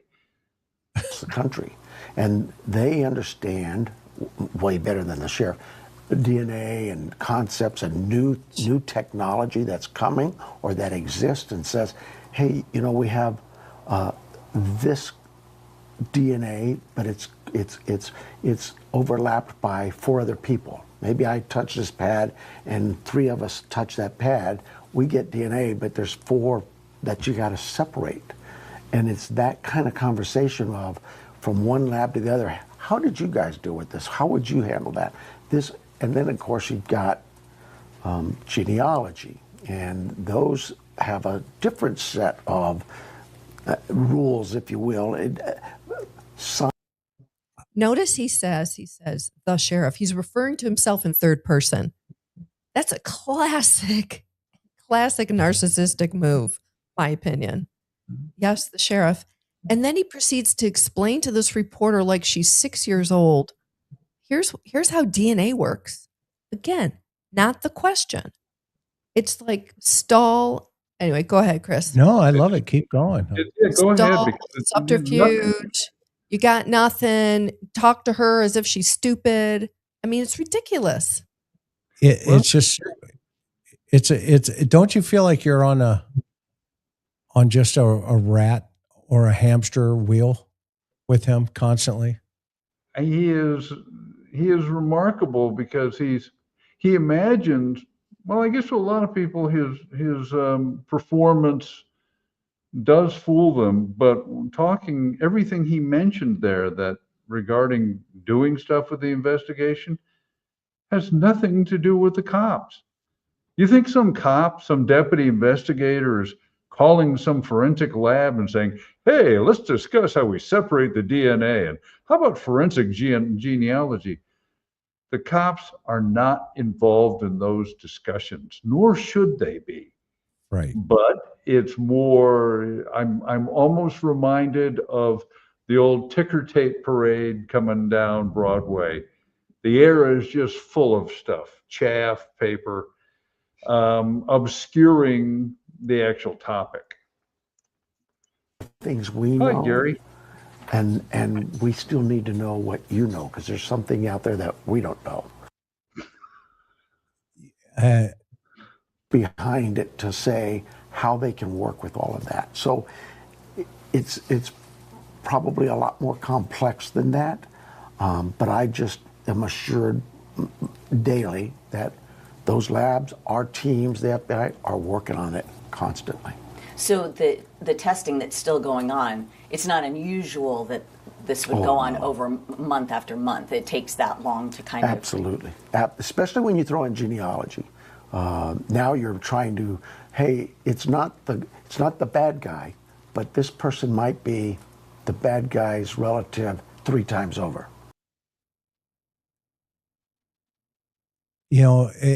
I want to thank KOLD for this gold, this interview. Once again, full credit to the KOLD. I was a reporter for many, many, many, many years. You have to press these guys. You have to keep your wits about you. You have to go keep your notes in front of you. You have to say, but Sheriff, you didn't answer my question. and bring it back and make him answer the question. Or it's a nephew, and so that has to be broken down and looked at and seeing, is this somebody that should be of interest to us? You mentioned the notes. Let's talk a little bit about, over the last week or so, there's been a flurry of reporting about notes, and a lot of it is very contradictory. So don't you feel that this is like totally scripted? When did he mention the note in this conversation? He didn't. Well, the previous conversation, you know who he reminds me of? Remember Max Headroom from the 1980s? That's who, from the when 80s. He's twitching. MTV. It reminds me of Max Headroom. Yeah. And if you haven't seen Max Headroom, chatters, go look him up, Max Headroom, and with the twitching and the phrases that mean nothing. You mean the Frozen kind of Max? Yeah, he would. You know what I'm talking about. I remember. Yeah. Yeah, Gary. I mean, well, never mind. Not yet. We'll keep going. Realize that that's not necessarily your purview, but what is your? And she's Why making excuses. Sheriff, I'm asking you this question, but it's not your purview.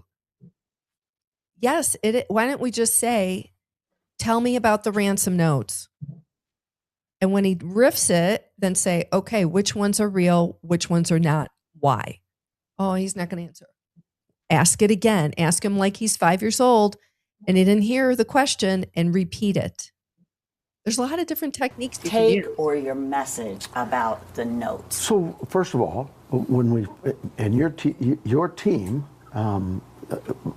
very responsible, very appreciative from not just me, but the community, the family, law enforcement.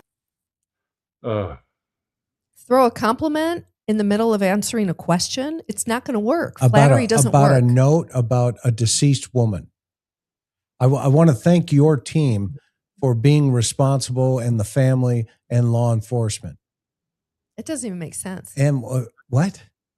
And where's Nancy in this conversation, Sheriff? Are they real? Are they fake? What do you guys think? What do you think? Tell the public they're fake. And you know what? This leans into why it was really interesting to hear Reuters report the FBI says they're fake. This guy can't even say it if they are. They're putting him again into a prisoner's dilemma. How much is the Brooklyn Bridge, Gary? Depends who you ask. Which guy in the subway comes up to you? I heard it was on fire last night, so I wonder if there's a fire sale. Yeah, but I mean, it's just constant. Which, by the way, this continues. The way this is continuing is also a sign of deception. Very much so. Oh, yeah. Yep. TMI, information that you never asked about, but information. Can you imagine sitting down with a suspect and saying, okay, here's all the questions I'm going to ask you about. We're going to talk about the note. We're going to talk about your DNA. We're going to talk about why you buried her. Okay, but here's the questions I'm going to ask you. Okay, and when you're ready, you can go ahead and answer them. And if you feel like you don't need to answer them, that's okay. Just, say whatever you need to say, because I know something you don't know, and you know that I don't know. Things we know, and we still need to know what you know. Something we don't know, okay? And I see what you see, but I don't really see it because I'm not seeing it through your eyes. So therefore, maybe we can see it together, and perhaps we can both come out and see everything. God, that's like an old Rod McEwen poem.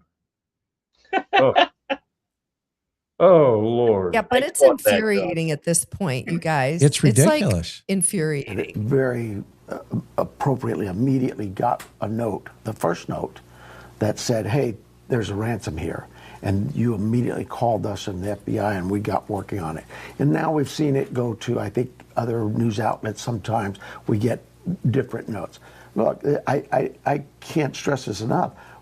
The FBI takes these notes extremely serious. They track them down, and if they find it to be fraudulent, they don't just put aside. They will arrest you. They have made arrests. I think they made 2 or 3 arrests already. So Stop. We got to call BS. Well, if they did, they haven't released it and made it public. So I'm going to call BS on him that they've made That's other bologna arrests. sandwich. Bologna sandwiches, folks. Yep.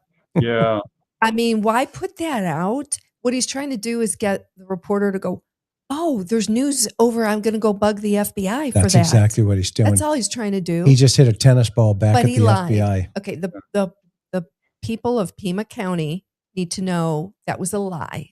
There's no other way to describe it. It wasn't truthful, at least up to the minute. Up to the minute. And, you know, that's the leader. That's the leader of the Pima County Sheriff's Department. Somebody voted for him in Pima County.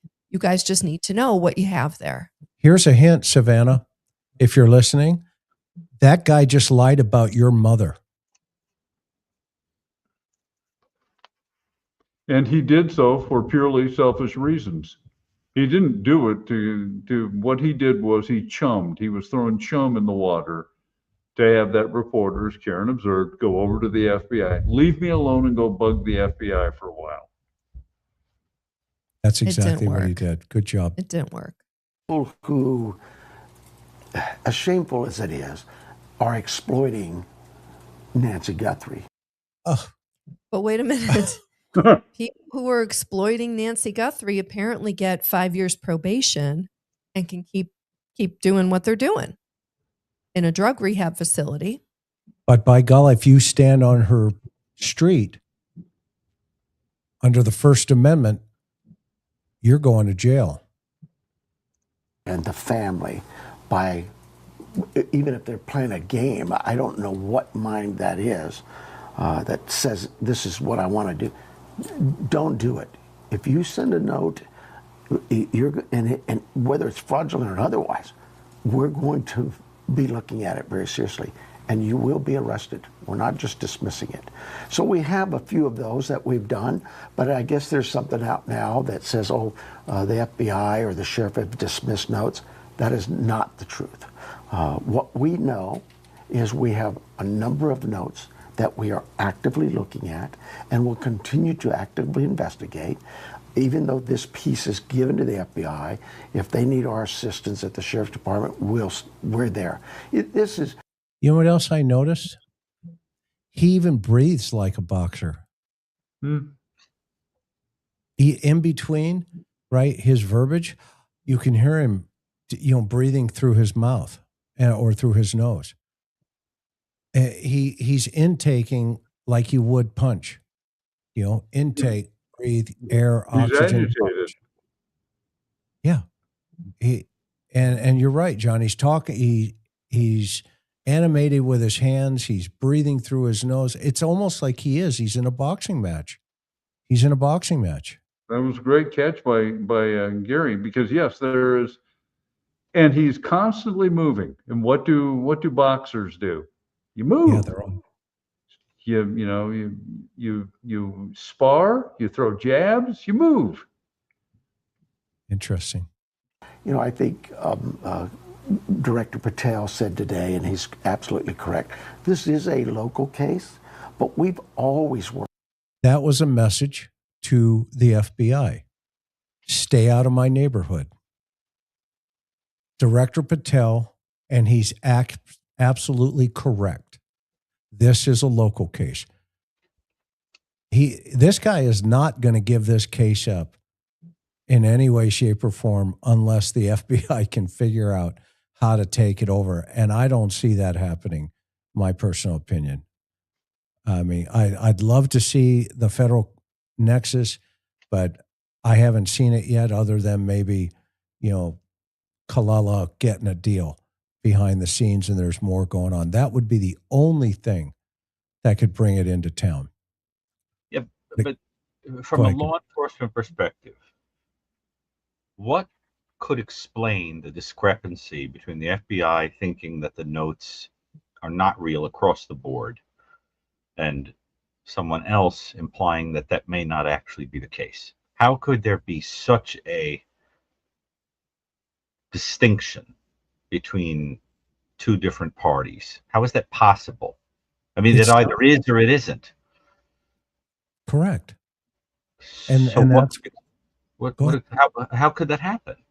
I mean, from a law enforcement perspective, unless there's just a failure to communicate or something. Well, then, and that's the whole thing here. I have said, because of our sources, that every single day those sheriffs who are on this task force have to call, Mother May I, and they have to give them a briefing. The captain or the CID guy, the guy that had to change his name, Rick Moranis, in ludicrous speed. And I mean, you can't script this out for a Mel Brooks movie. You can't script it out. You've got this guy who, again, I'm not going to beat a horse post, but he beat the crap out of a guy and put him in the intensive care unit. That, for me, when I heard that was enough for me to say, this is a dirty cop. And escape prosecution. And that's enough for me right there. And then when we pulled his records and looked at his records, holy crap, he had 37 days off in his career. 37 days. As punishment because of complaints, serious complaints. And then you see who his guy is now, who's in charge over this investigation. Do you think these two guys are going to let go in any way, shape, or form and let the FBI outperform them? There's no way. I've said that for months. There's no way. These personalities are what they are. Yeah. And you don't have to be a trained psychologist to be able to see it. Although everybody wants to know our forensic psychologist has to say. But we're not asking Gary to diagnose him. Nope. But we can certainly make educated decisions. I've sat across trying to interview law enforcement officials for 30 plus years. I've come across this personality multiple times. In fact, a lot of my stories from the beat deal with really tough, like narcissistic, obnoxious type personalities that I came across and had to, figure out a way around them, over them, under them, whatever. So. Unbelievable. Especially with our federal partners and our other local partners and the FBI and us, we have a task force. It didn't just start from this. It's been in existence for decades. We've always participated. We lean on each other for assistance. You notice he says we have a task force. It's existed for decades. It's a different task force. Right. It's existed for decades. Then he says we participate. Well, guess what? It's not your task force then. What he should have said was the FBI has a task force that we're a member of. It's not his task force. And we go beyond that. We go to other law enforcement agencies if we need their assistance with anything. Not just here locally, across the state, DPS or others, to say, hey, could you do this for us? And it just goes without saying. Everybody. Nobody was asking about it. And to your point, John, it's not news. It's just him babbling. Imagine that. I ask other law enforcement agencies to assist. Again, who could imagine that? It's just more verbal filler. Yeah, I mean it's painful, but it's important that we all listen. Nobody said, "Oh, we can't do that for you, Sheriff," or they know across the nation. They know how important this case is. Mm-hmm. I think our community definitely knows it too. Absolutely. I'm good if you want to get a cutaway or a two-shot. And what's a cutaway two-shot? It's B-roll. Yeah, it's B-roll that broadcast reporters do. So that was basically... Is that the whole interview? That was it. Oh, man. That was it. That was the breakaway news. They got an extension. And he continues to refuse to let us come in and interview him by phone or any other. Yeah. Meanwhile, they haven't identified this guy. They're waiting for DNA. So they're just sitting, at their computers waiting for the phone to ring. And you've got YouTube streamers out in the parks, in the communities. They're setting up, there was a Narcan table recently, and one of the guys was out there talking to the guys passing out Narcan. That'd be a good place to hang out. As people come up, hand them the flyer and say, hey, this 84-year-old woman is missing. This guy may be responsible. We don't know. There's a $1.2 million reward. Yeah. If you know. You can buy lots of Narcan with that. You can buy a lot of stuff with that. And, this guy here, head down, coming into the porch, wearing his goofy little pistol there. This guy's not a rocket scientist. He's not a rocket scientist in any way, shape, or form. The more we look at this and the more we think about this and the longer this takes, I'm telling you, if you and I and others jumped on this thing, I'll tell you what, man, the streets would be talking. They'd be talking. And, unfortunately, we don't live there, but some of the streamers do. And you guys are doing a great job keeping this thing alive. Yeah. So let me jump over to some of the comments. And, this was a compliment earlier, Gary. They said you're cooking on, meaning not that you're physically cooking, but your thought process was rocking then and there. If there is corruption at the top, can the rank and file ever get the truth out? So bad. Well, I think some of the association folks have been trying, and this guy's gotten 2 letters of no confidence. Oh, you mean votes? Votes, yeah. I think there's even more at this point, but it's all of the rank and file throughout all the associations. Yeah. A caller on Criminal Network said his cousin from Missouri said to ask the sheriff about the debit card purchase around 4:17 a.m. Watch if you can. Okay. Thank you. What else we got? Doodle Mom, thank you, Chris, for all your dedication, your channel and community here. We appreciate you. And we appreciate Doodle you, Mom. Doodle Mom. Treats for Buddy from Wally. Thank you. Thank Very you, kind. Wally. Share says, please explain why the family doesn't want anyone to talk, like the church ladies, etc. That's your preview because you talked to her. You know what? Share, we are still wondering. We're scratching our heads. We don't know why the whole community, and when I say the whole community, I mean a pretty good cross-section of people that we spoke with are not talking about it. I don't know. You guys heard part of my call with one of the church ladies, and she said she's done talking about Nancy. And I thought, well, have they even really started? I mean, it boggles our minds. We said earlier, it doesn't make sense that there's no flyers of Porch Guy and or Nancy in public spaces and public places in the community. How are they going to generate leads if no one's talking about the case? And you know what? This all goes to the feet of Sheriff Nanos. Him and his leadership are in charge of this, and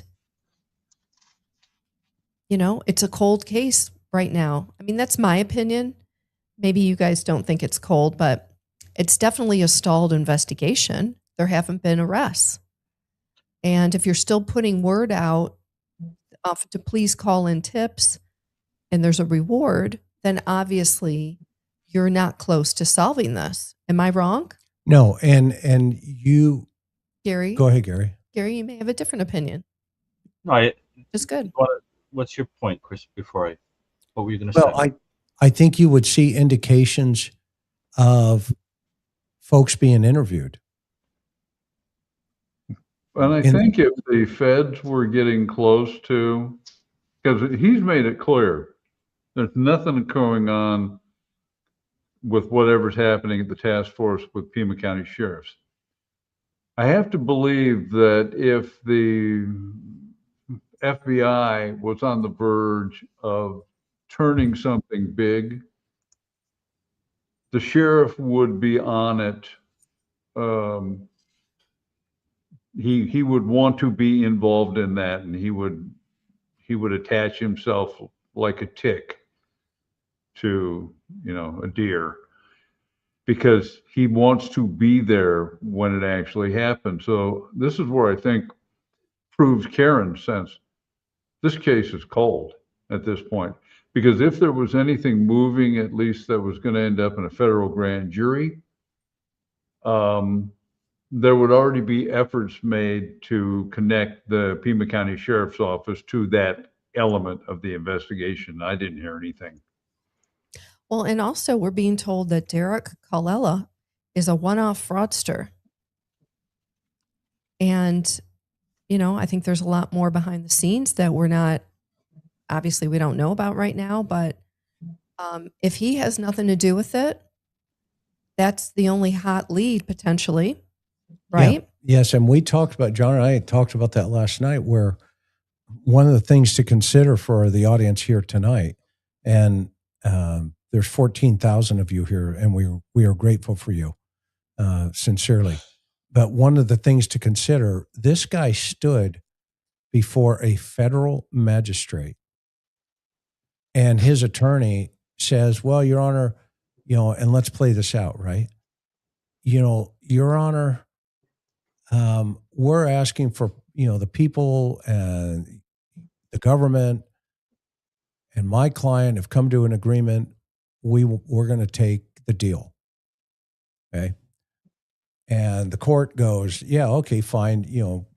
Pass the papers and let everybody sign off. And okay, they accept the deal. The court accepts it and yada, yada.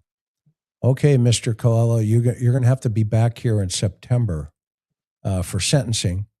I'm a magistrate judge, so I have no authority to actually sentence you for a felony. So you're going to get 5 years probation, maybe concurrent for 2 counts. But we'll figure that piece of the puzzle out, and we'll get to that bridge when we get there in September. And then the defense goes, oh, yeah, remember like Colombo. One other comment, Your Honor. Yeah, yes, Mr. Garagos, what is it? Oh, my client has a methamphetamine problem, and you're not going to believe this, but he tested positive even today before the court. I think it was 4 days prior. Well, and he tested that morning. In addition? In addition. Okay. So he was basically high in a federal court under the influence of methamphetamine. And we call that 11-550 in California, or with 11-377. And that's the health and safety code. Those are the numbers. And so we asked the question. I asked the question last night. I said, well, wait a minute. This guy was let out in California on a bracelet, an ankle bracelet, a monitoring bracelet, and he's given a federal probation officer at that very moment to track that GPS. So let me get this right. You got the director of the FBI who's putting tweets out on Twitter looking for porch guy. You got a fraudster in custody who's going to go out into the public. So the federal government's going to put a monitoring bracelet on him. Okay. So if he goes outside of that geofence, it's going to go beep, beep, beep, beep, beep. And his parole officer or probation officer is going to get, notified that, hey, your guy is out of the cage, out of the woods. You need to go find him. And so my question was, wait a minute, who's monitoring him for all his methamphetamine use from the time he got out to the time he showed up in court? Obviously, it's not stringent. Well, and how do you make a complete, clear-minded decision if you're under the influence of methamphetamine? How can you enter a plea? Because one of the things they talk about is that, do you understand this completely? And I understand that there are people that can use methamphetamine and still function, but who knows what he was actually thinking at the time. Yeah. And so that's a very interesting point. Well, you just wonder if drugs were not in any part of this equation, if he had just harassed the family of Nancy Guthrie, what would the sentence look like? It's just a question. Well, right. And John and I had talked about what this does is it keeps, quite frankly, keeps Annie and Tommaso off the stand.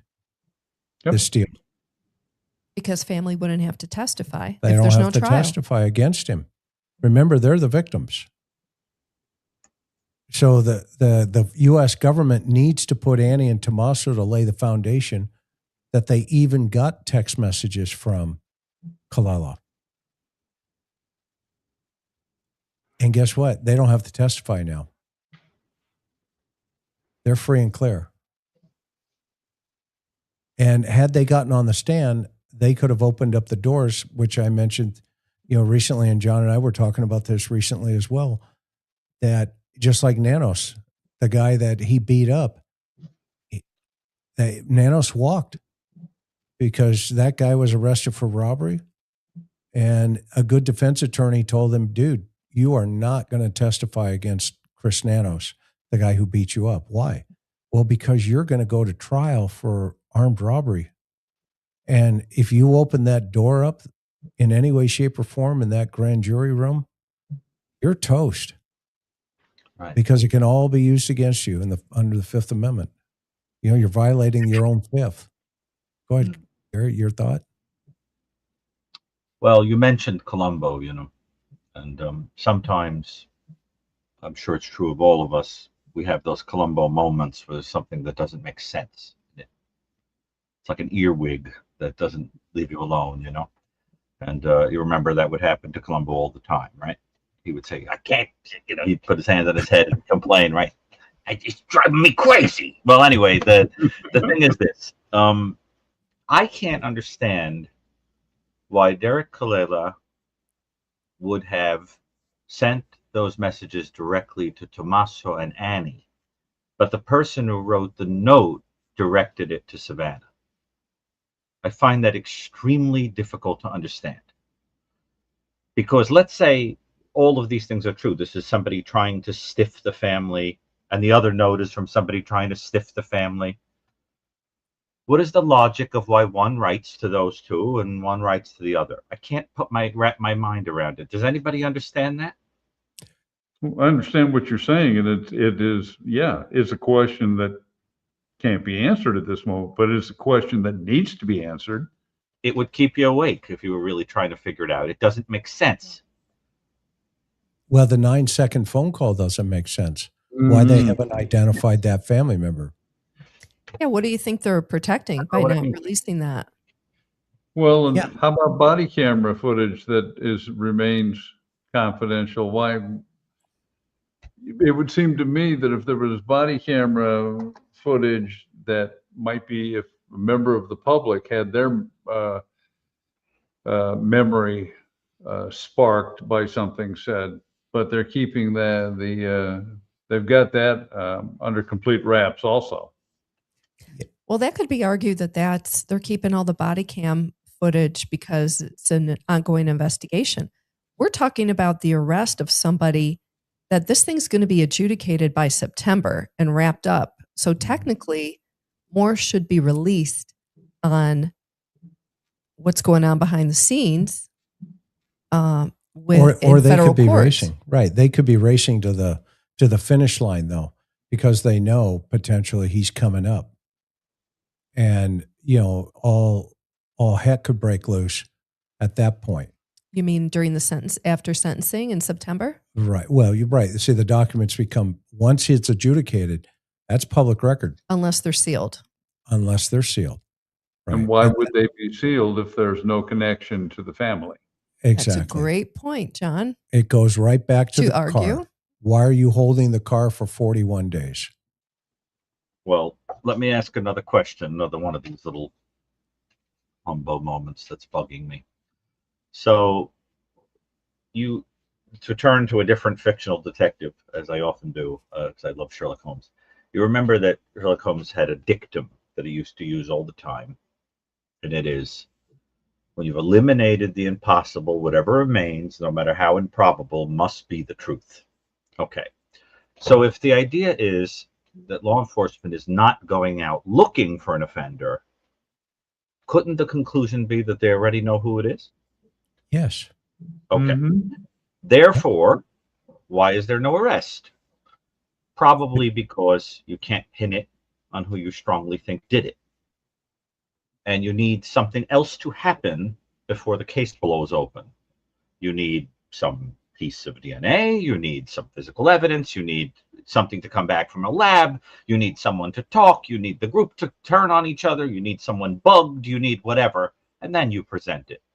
And I can't help but think that that's why you're not seeing going out like that. I think they have an idea. But there's a hazard to that, Gary, and you're right on target. That's what it looks Because like. let's just speculate that in fact an arrest results. One of the first things the defense attorney is going to say is that, did you look at any other suspects? Did you go out and go to the park? Or is it not true you looked at this person and your attention didn't waver for a nanosecond? That this is the person you had decided is, and wouldn't you under ordinary circumstances, detective, go out and check and look for witnesses? I mean, this is a double-edged sword. I understand what you're saying, but a good defense attorney can have it turn right around on them. But doesn't it smell like they have a pet someone has a pet suspect? Someone has an idea. Well, let's hypothesize that it's Annie or Tommaso. I'm not saying it is, but let's keep going down that lane that you're thinking of. Well, I'm not saying that's what I'm thinking of. I'm just saying that. Just saying, right. I'm talking about DNA. Right. Okay. That's the first question defense is going to ask. Isn't it true you found other family members' DNA? Yeah. Well, did you investigate them? If so, what did you do? I'm not calling them the suspect. I'm saying that the defense is going to call them the suspect. You see, that's another twist that nobody's thinking of yet. Wait, hold on. Let me see if I follow that. You've got to chase down the exculpatory evidence, Gary, because I understand. I follow. You know what I'm saying is that because if you don't, you do it at your own risk. Part of my investigations always was to explore all possibilities so that when the case eventually ended up in the lap of a defense attorney and he'd be thinking, well, we're going to do this, that, and the other thing. My reports always indicated that I'd already pursued those paths. And this is one of the hazards of having inexperienced investigators running a case like this. Now, I didn't go in being experienced. I had to learn it. And you learn how to put together a case with an eye. When you're investigating, and I know Chris will bear me out on this, when you're investigating a major violent crime, you do so within the back of your mind, always trying to look at the case as a defense attorney would look at the case. And by not chasing this stuff down, or the other DNA leads, as Chris just pointed out, you're providing grist for the mill for the defense. Yeah, you're providing an artillery barrage. I mean, just play that out, Gary, right? Think through it. If you have, hypothetically, you've got the case agent on the stand, whoever that's going to be. Detective, training and experience. Okay, he'll get beat up for all that stuff. And then the second piece is, isn't it true you impounded the family car? Yes. Tell this jury why. Well, at the time we were thinking about ABC, wherever that conversation's going to go. Okay. And then he's going to lean in and say, so you thought they were involved. No. Well, then why did you impound the car? And search the house. Well, we weren't sure. Okay, so you did think they were involved. Okay, and then what happened? My understanding is you went over to the house at 10 o'clock at night and you hit the garage, or you did this, you did A, B, C, E, F, and G. Why did you do that, detective? It's not going to be because the sheriff told me to. We used to call that getting fonged. Yep. Remember in OJ, the criminalist? Fong? Yep. Getting fonged. Right. And Barry Sheck, set him up. He walked him right through. So how many sets of gloves did you wear? Well, one. So you didn't wear two. No. Okay. And how many buckle swaps did you use? Well, we only used one. But you didn't put it in a package? No. Okay. And then, what about this over here? And he was pointing to blood evidence and stuff. And Fong was going right down the lane, man. He was taking him right down the bowling alley to a 300 game. And all of a sudden, he gets Fong to admit he didn't put two sets of gloves on, which nobody wore two sets of gloves ever. Or rubber gloves on top of rubber gloves, right? Nancy's abductor did. And Barry Sheck goes, so Mr. Fong, can I show you something?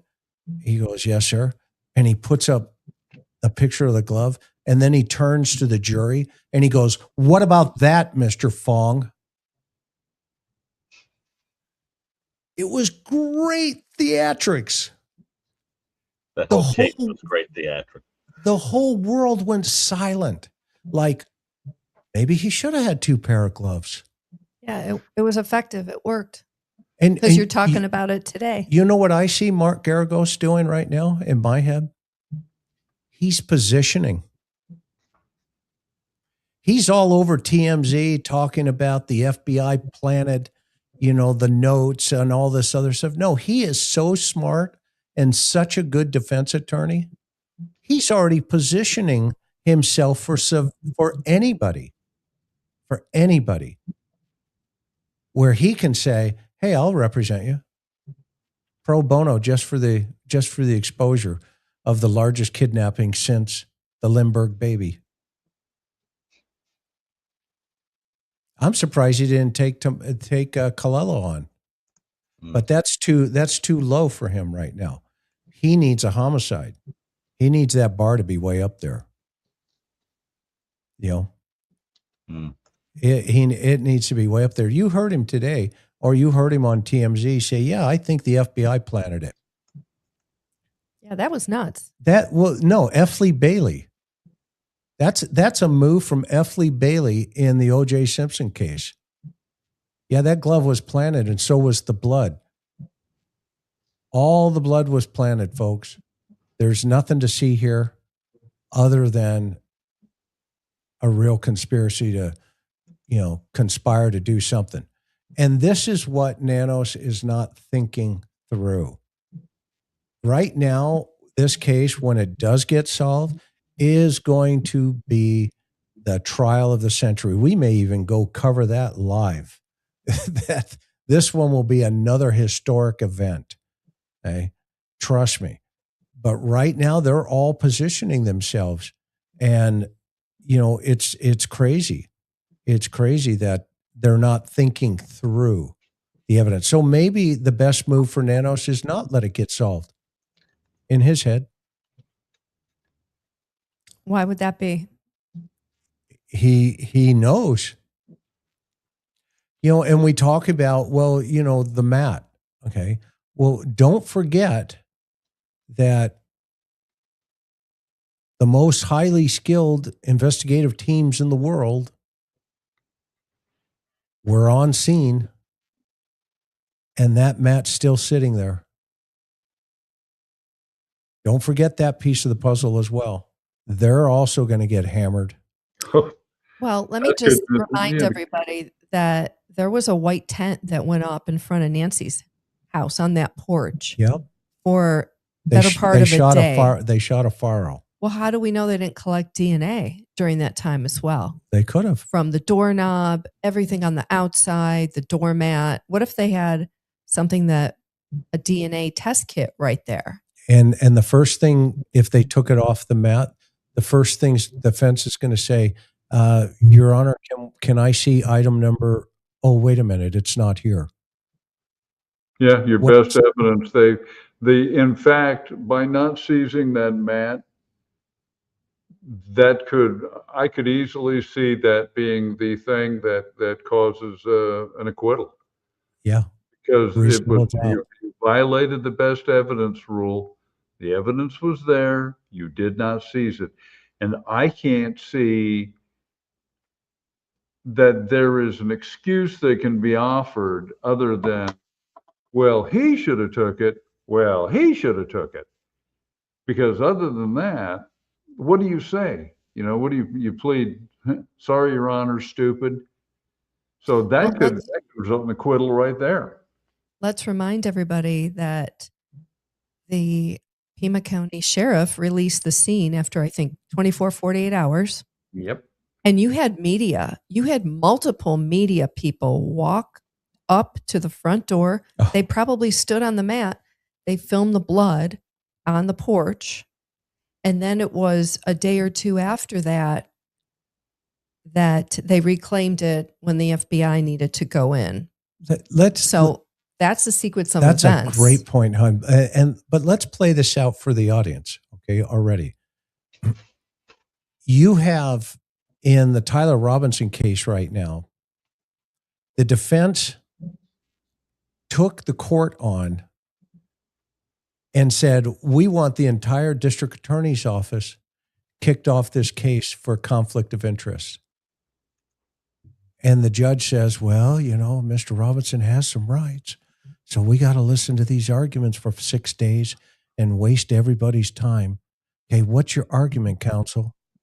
Well, Your Honor, one of the DA's kids attended the event where Charlie Kirk was killed. So therefore, we think it's a conflict of interest. Oh, wow, we need to have a hearing about that and waste everybody's time for 7 more days. You don't think they're going to have hearings about the mat on Nancy Guthrie's exactly. court? And what they'll say is, if I were the defense attorney, I'd say the evidence that would acquit my client, the actual DNA evidence that would have identified the actual abductor, was on that mat. Prove otherwise. Yeah. And I'm not speculating. I've seen this sort of gambit employed in court. Yeah.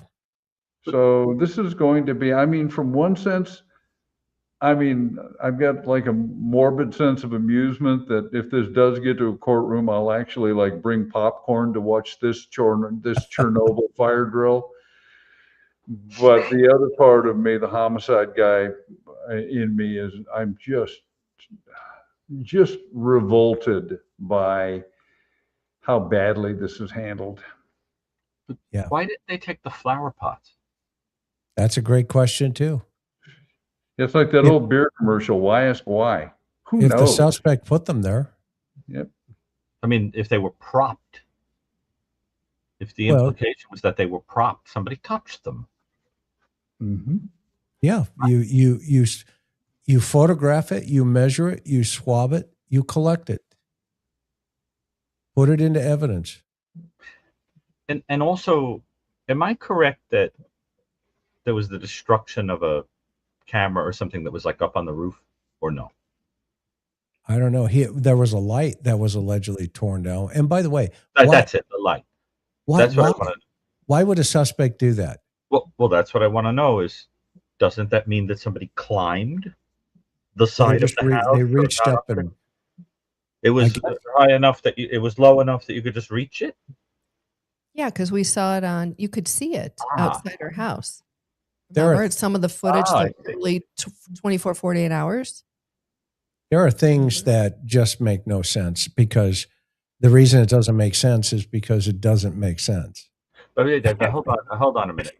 Forgive me. There's something bothering me. Didn't we determine from someone that was the night of a full moon, or no? Yes. Yes. Well, if you're concerned about lighting to the point that you have to tear down a light, why would you pick that day to do it? It makes me think that the date was picked for a different reason. Like there was an urgency to do it on that day, because practically it was a stupid evening to do it. Yeah, Right. for the full Great moon, point. was there some sort of event that was going to be occurring? An end of the month Yeah. problem, for instance. Yes. Maybe Like it was the money first maker. photo Because it's much darker that night. That's very interesting. That because whenever those little contradictions happen, they have to mean something. Right. You're concerned about lighting, so why do you pick the night of the full moon? Does it make sense? Correct. This whole thing has never made sense. And that's why we've talked about it on this panel with you guys, the three of us, and Karen, the four of us. This thing, DLR from the moment you pull up. And when you pull up, that body camera, why do you think I've been pounding on the table? Well, not literally, but in my thought, maybe literally. but my thought process is, well, wait a minute, Sheriff. How'd the family get in? Well, we're not going to talk about that. Okay. Then how did Nancy get out? We're not going to talk about that. Okie dokie. Gee, I guess we're done. 10-8. How did you, by the way, Sheriff, in your timeline shift from 9:30 to 9:45 p.m. on the 31st, with her report of being missing the next morning at 11? How did that 11 go to 11:56? What, Andy? I'd like some later clarification, to introduce those adjustments. Can you give us a timeline in relationship to exactly when she was dropped off, when the family was notified, or when the incident likely occurred overnight, Sheriff? Critical highlights, you would believe, Sheriff, would kind of refine what we're talking about here instead of broad initial statements, which have been creating confusion. He himself, Nanos himself, acknowledges that he speaks in generalities. And then early on, everybody's given him a pass because it's of the intense national spotlight. There's many of us who didn't give him a pass. He needed to be camera ready. Remember, he said, I wasn't used to every word being scrutinized. Wow. Well, why would you be worried about that if you're telling the truth all the time? Exactly. So who suffers in all of this? Nancy Guthrie. Yep. And the family is quiet right now. The family's quiet because at some point, if they don't get DNA, or if they do get DNA, and like he said, it's 4 people, and 3 of them, or all 4 of them, are all 4 members of that family, well, then guess what? You got a nothing burger. Goose egg. Do I get a mulligan? Nope. You didn't buy a coupon. So you need to work this case, and in relationship to just anticipate that's going to be a nothing burger, because even if you have other, particular evidence, like geofencing and cell phone and all this other stuff, all they're going to have to do is say, well, no kidding, I live in the neighborhood. I'm 2.5 miles away from my mother's house. What else you got? The only thing they would have is those body camera statements. And I'll bet you they didn't sit everybody down one-on-one and actually interview them, which we said in the Summer Wells case, and we just heard Lonnie Ronnie Lawson. Ronnie Lawson, the former sheriff. Former Hawkins County sheriff. He confessed to the fact that I wish we would have had more time to sit down with him. Well, no kidding. That made no sense. That makes no sense. So I spent some time with the parents, locked them into a story that they can now watch on YouTube. Work from there and go forward. It's not rocket science.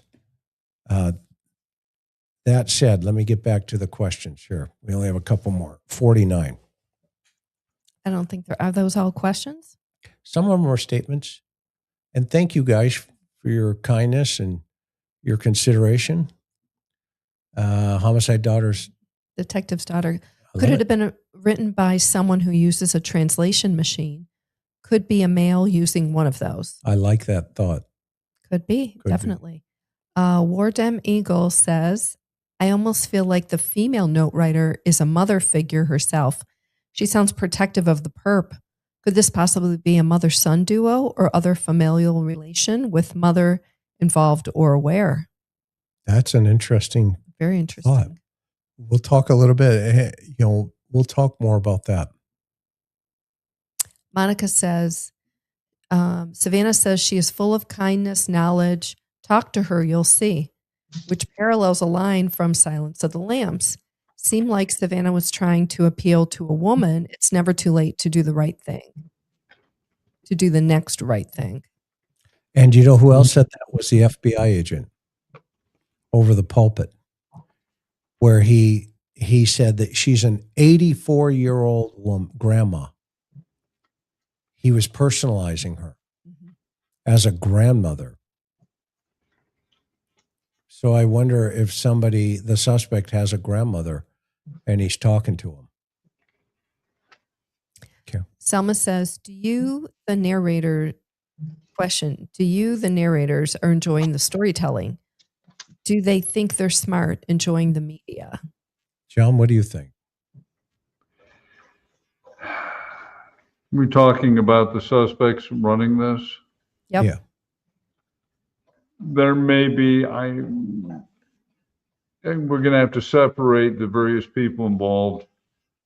I think the person who's the brains of the operation derives some sense of satisfaction or feeling good about himself or herself because he's demonstrated that he's smarter than the average bear. I'd have to think at this point, I believe there are potentially 3 people involved. I think the other 2 are shaking in their space boots with fear. I don't think they're feeling very smart.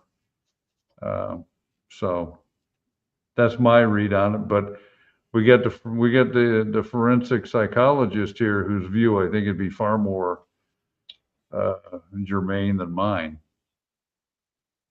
I think that it's clear that there are different psychologies involved of different intelligences, different degrees of sensitivity, and with different motives. And as I've said, there's somebody in this story that seems to have a more personal issue, and someone else, or maybe more than one person, for whom it was just a gig, financial matter. And for the person who has a more personal issue, Lord knows what that is, there may be some element of it that has to do with feeling overlooked or slighted or resented or not listened to and so forth. And the power that is being asserted over Savannah and the wielding of the public's attention can be a manipulation that serves that. Could also be an unrelated person who's a nasty, sadistic person that likes the attention. That's been happening since Victorian times with the Jack the Ripper days, where if you have a high-profile case, you have this new motive of people simply liking to assert themselves.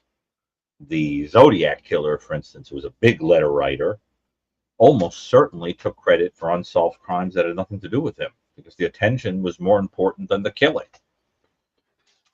Right? Like the Kathleen Johns case. I don't necessarily think he had anything to do with, but he certainly made it look like he did. So I think there is that kind of person too, for whom the attention is a goal in and of itself. But it's a very interesting question. I only know that whoever is out there writing these messages, for one reason or another, the purpose of them is to sway someone, to sway the public, to sway the narrative, to sway. And such a person has to be at least a little bit manipulative in some way. I mean, there's no other way around. I mean, it just has to be a manipulative person. Because what other reason is there to do it? So it's an interesting question. But I still think that if those two notes are real, the second one is not written by the same person who wrote the first one. What does that say? Saturday Moon says, Enterrada en la naturaleza, buried with nature. Very strange phrase, isn't it? It said buried with nature now. Yeah, past tense. It's an odd Homicide Daughters, love your 187 at Chia right there. That's awesome. Yeah. I've been around LA most of my life through LASD from bottom to top. I've never seen anything as crazy as the PCSD from every angle. Can't disagree with you, young lady. It's a absolute madness. So many crooked LA and county employees probably still counting. Yes. And I know your father was probably a great, great investigator. What are the chances Anne was the intended target? If Nancy was rarely seen, could the perpetrator have watched Annie, seen her visit Nancy, and assumed it was her home due to their shared last name, leading to a mistaken attack? We asked the same question when we were out there. Did they get it wrong? But at this point, you have to be thinking they got it right when they're targeting the 84-year-old. But you have to keep that into consideration, though. Of course. If they were targeting Ann, why did they take her? I mean, it would seem to me if you were aiming at her, once you went in the house and said, "Uh-oh, we're in the wrong house," right? Abort the mission. Right. Arizona law regarding time it takes to declare someone gone is like a script of exactly what occurred. Yeah, we'll see how fast the house goes. Katie says, from the beginning, I have felt it begins and ends with the ride home and who brought her there, in my opinion. Okay. Thank you. Alaska Girl says, this is almost too clean for a cop not to be involved. Interesting. DB says, I meant declared gone without a body. Takes 2 years versus 5. Okay. Thank you so much for that clarity. Deb says, oh no, I'm out of salad dressing. What? Referring to the word salad we served up know. earlier. Here you go, Deb. This is for you. Know all the things we know, and we still need to know what you know, because there's something out there that we don't know. There you go. What? That's for our RN. Thank you for your service. If ignorance is bliss, that guy should be the happiest person on the planet. Larry, he should be spokesperson for KH. Okay. Yeah. There you go. Sapphirize. Sorry if I botched your name, that name. Nanos is working hard. What's Sapphire that? Sapphire eyes? Yeah, Sapphire I think eyes. that's it. Okay. Oh. Nanos is working hard derailing this investigation. Yeah. Interesting comment. I think he's definitely derailing it, but when you talk like this, all the things we know, and we still need to know what you know, because there's something out there that we don't know. You don't have to work very hard. Hey, Tam says, can we discuss why Savannah and family haven't hired a private investigator, especially with lack of searches and poor case handling? That's a great question. Very good question. I don't know why they haven't hired somebody. The cold case foundation would do it for free. Chris, the stories that they did were not accurate? No. Somebody said they hired them, but it sounds like they may not have. With every piece of information that has come out after Nancy's been missing, it almost seems like for everything we are told, there is a counterpoint to that. People say this is a fact. Savannah hired private investigators. And then we're told, no, she didn't. And on and on and on. Well, as the old proverb says, too many cooks spoil the broth. That's the problem. I mean, too many people involved. It isn't isolated to one agency. It's a mess. That girl says, maybe get access to pacemaker monitor account, load to multiple law enforcement phones, and hit the pavement and see what connects. Just a thought. Thank you so much. Misty says, exactly. And people, streamers, still caring, seem like a burden on him because he wants all this to go away. Sure, it certainly does seem that way. Sapphire Eye says, when is his bad decisions, lack of cooperation, and his lack of effort towards solving this case rise to the level of needing to be investigated? Well, when you have the director, that's a great question. When you have the director of the FBI who's aware of all of this as well, something's wrong in River City. Gummy Bear says, tell us about the kitty, John. Never saw him or her on before. I know we're being serious, but the cat made my day. I think we're talking about, now there were two different cats that have been visible. The gray one that looks like a Russian blue, that's Nick the lunatic. And I think there's the other one is Gingerbread Cookie Boy. And I think he might even be underneath the table behind me. And if you see Ginger when he's out, Ginger's got big bones, is how we describe his girth. So those are the kitties, and Andy's laying at my feet here. Misty says, yes, I'd say, I'm sorry, sir. Maybe you didn't understand what I was asking, and then reword it. That's a really good point. Tactic. Yes. Absolutely. Rescue Me says, think a touch further outside the box. Assume Nanos is cunning and careful, not incompetent. Why would he do this? You will learn more fast. Interesting. Yeah, a lot of people feel that he is going out of his way to purposely screw this one up. This is interesting. April says he's counting on 1/8 inch remaining rootless hair, praying it'll come up Kalela, who just took a huge deal to get off 5 years with probation and rehab, and then it'll go away. Interesting. Rescue Me says Nanos coordinated with Conover against YouTubers because they both fear what is really going on from being revealed. It was to chill free speech. They both do it regularly together. Yeah, for your comment. Go ahead. If they can't find Nancy and this goes cold, I hope we at least get Nanos investigated and put out. Thank you. Nina says, thank you so much, Chris, Dr. Gary, John, and lovely Karen. I love TIR. Subscribe. Thank you, Nina. Thank you very much. Appreciate you being here. Nanos loves the local FBI and DOJ and Conover and local news media. His fear is solely what out-of-state FBI will uncover if they poke around. Interesting. Esmeralda says, why does the sheriff avoid Nancy's name while you, Karen, guests, streamers, Nancy's Army always honor it? Everything is for her. We all show that we care, and it shows. That is an interesting That's a really comment. Great observation.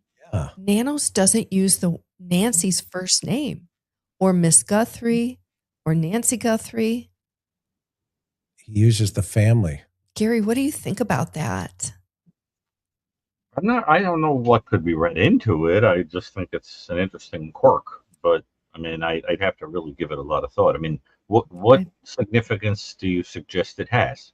I'm curious how you would interpret it. What jumps out at you as potentially meaningful in it? Well, if you're not using the victim's name, then you're not taking the opportunity to personalize any communication out to the public about her. Like a distancing kind of thing. Yes.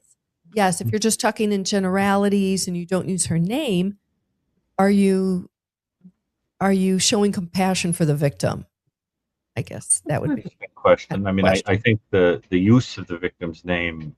I mean, listen, we try like in the foundation, but I think we try to strategically do it because it's very sensitive to do that. For example, when we would discuss Brian Koberger here, we always began every episode by giving the names of the victims and intentionally not saying the name of the offender.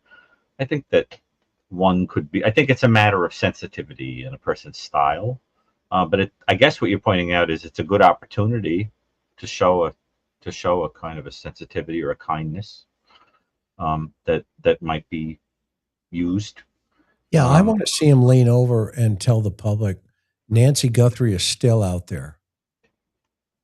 And we need to find her. She's not at her house, and we are organizing additional search teams from some of the information that we've received. You know, when you look at the Maya Miliete case in San Diego with Richard and Mary Chris, that family and Greg Warren from D. Warner, these families were out there every single day searching for their loved ones. And Frances in Tennessee that we worked with. She went out every single weekend for 2 years to find her son. I mean, she was out there, rain, tornadoes, snow, you name it. She was out there looking for her son, passing out flyers, asking people, yada, yada, yada. And it's the same with Mary Chris and Richard and also Greg, looking for his sister Dee. And Suzanne Morphew's siblings were looking for her as well. Andy went to Colorado and organized search details. And on and on. There's many, many, many examples. Yeah. Unbelievable. Is burglary gone wrong off the table? Our house hit by South American ring. All wore Bevilacqua gloves, tight clothes. No one cares about cameras. Seattle, LA never caught. Were those kind of organized rings like that? Yeah, out of South America. The thing is that we only see one offender in the camera, and these are teams. So that would be my observation. And what's more, they didn't take anything. And it would fall out of the realm because these burglary teams don't abduct people. They make sure the house is empty. They're hitting empty houses. Yeah, and if there is somebody in there, they're not taking them out. Has anyone read any of A.G.'s poems to see if there's similar verbiage as the ransom notes? I have not, but that is an interesting thought. Darcy says, what if the church ladies are grieving and it's hard to talk about their friend? Could they feel guilt? There's many ways to skin a cat.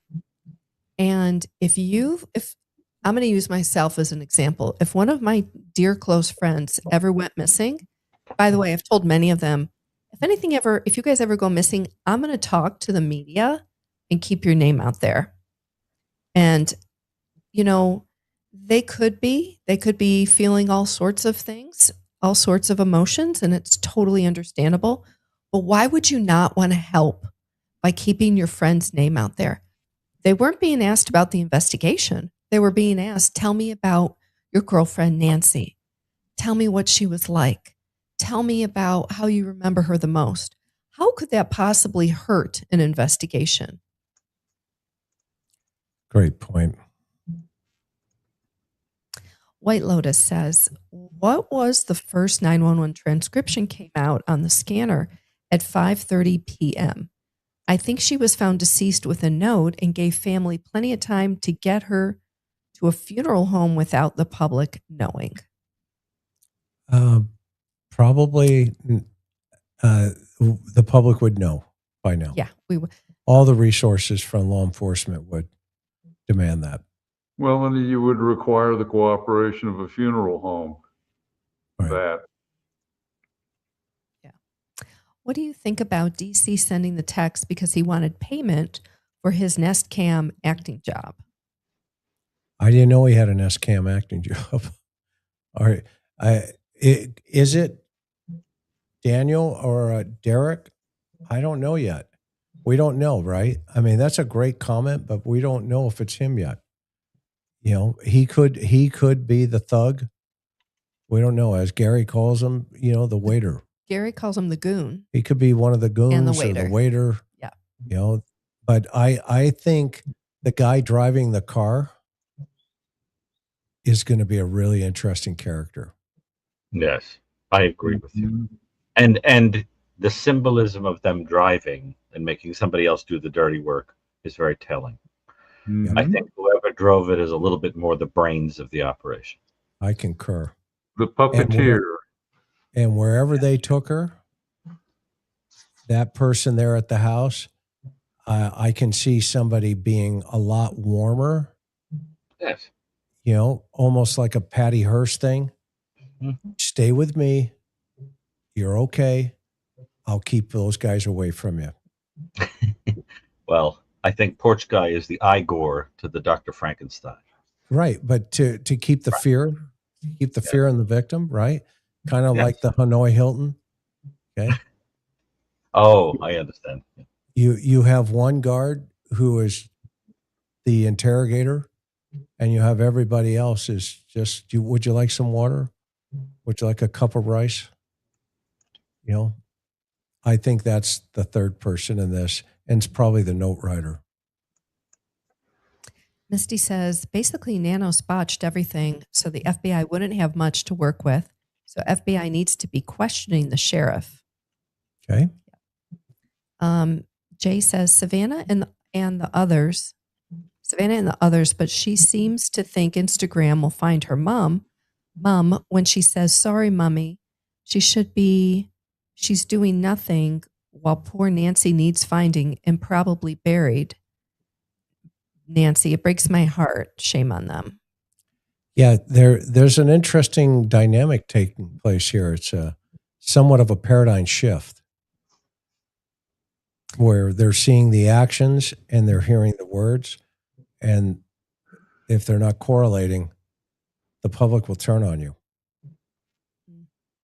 Jenny says, my idea is A wrote note first on scene with no watch on the floor. Poet and goes with earlier discussion, cared about Nancy, envy is, etc. etc. Interesting. Ipswich Gal says the church ladies, the community and family have all been eerily quiet for such a harrowing crime against Nancy, a woman who was a servant of the Lord, her community, and children. That is a great point, and that's why we were so blown away when we went to Tucson and we could not believe there was not even a single flyer posted anywhere in the general community that Nancy was missing, that they were looking for Porch Guy. Nothing. You know, an interesting observation of my sweetheart here, while she's on the phone with Nancy's friends, midstream, the lady hung up on her. And Karen looks at me and goes, she just hung up on me. And I'm like, while driving, I'm like, what are you talking about? She hung up on you. Yeah, she just hung up on me. You got to be kidding me. Yeah, it's a head scratcher. Rescue Me says, focus on streamers, Nanos, notes. It discourages smart folks from seeing that several private people with power there are hiding something completely different. To them, Nanos is a helpful distraction. Mitten says, could a lot of this be strategy by both the FBI and Sheriff's Department, playing good cop, bad cop, etc., to get reactions from the suspects? I don't see that. Not like this. But that's a It good would be nice. Yeah, it'd be nice to imagine that's what's happening, but yeah, I find that difficult to accept that scenario. I mean, you might be right, but it doesn't look that way to me. Seems obvious to me. Everything is hidden, and that makes its own statement. Why would anyone hide such details or evidence? It's because they have a reason to hide it. If so, why? That's a great question. They probably have somebody in the target set, and they're just kind of waiting for something to come back. But again, like we've talked about many times, even if it comes back and it's not, if it's a total stranger, okay, yeah, we're in, you're good, time to move. But if it's not, Right. you're at square one still. And notice Buddy in the background. Yeah, if you move your arm, people can see Buddy. He's so cute. He just woke up. The meatloaf. The royal crown prince just awoken. He's a Look at meatloaf. Oversized a lot worse. He's so cute. Because I find it so instructive, there's another wonderful quote from the Holmes stories where Holmes is in a hostelry with Watson and he says, "Deception upon deception. What is it intended to hide?" And Watson says, "Deception?" Well, that's what I think you got Elementary. going on. But that's what I think you've got going on here, is that it's like it's layer upon layer of layer of somebody trying to give a different narrative about something else, so that what we're left with is this knot, that just this self-contradictory, gigantic kind of knot. And I think when it's all over, we're going to discover that there may even be like a kind of obstruction thing going on here too, like somebody, you know what I'm saying? Like somebody purposely attempting to prevent. What's the charge in Arizona for that? What's the fancy legal term for the Obstruction of justice? Well, I know that one, but there's a different, because different jurisdictions have a different term for it, right? Like impeding an investigation, obstruct. Like what would be the phrase? Interference. Right? But, yeah. And in if California, if it involves a death, Chris, it'd be accessory after the fact. Yeah, you'd be a PC-32 in California. Maybe that's right. And then of course there's whatever happened with the remains. There's also a charge. You hook and book on that point. Right. I mean, I'm sorry, Karen. But it also, if they did something with the body, isn't that also a charge? Oh yeah. Oh yeah. So there's that, and then the burglar, the breaking into the home. In other words, I was just thinking in terms of the charges that would be. You could be an accessory to what John just said. Because the whole like we didn't know that her heart was thing. If the note was written authentically, it feels also like I don't want to be on the hook here. But there's plenty to charge, isn't there? Oh, yes. Oh, yeah. I was just wondering what you guys thought, even in the absence of remains, if you get someone. I mean, what's like if you want to be completely safe and not go for murder because you think there's a chance it's going to get botched, what could you hook the person on? What's the tax evasion to get Al Capone on here? What would you charge that would be the safest bet? I'm just curious from a law enforcement perspective. What looks like a rock solid thing here? In this case? Yeah, I'm just curious. Well, if you didn't have a body, obviously you may not want to hook somebody up, but at the same time, right, you can work it out to where you just find something, lower than that, and that's what I'm asking. You just want to pit them. You want to put them in. You want to put them into a place where you can get to them. Well, like for example, if there's multiple people involved, what is the Arizona law? Like, is it like it's not like for the conspiracy? In other words, it's conspiracy to commit crime. What would you charge in Arizona? Well, I can only tell you from our personal experience. I mean, I've had many 3 defendant cases. Sure. Where you've been around the block, Chris. Well, I mean, you don't hook them up.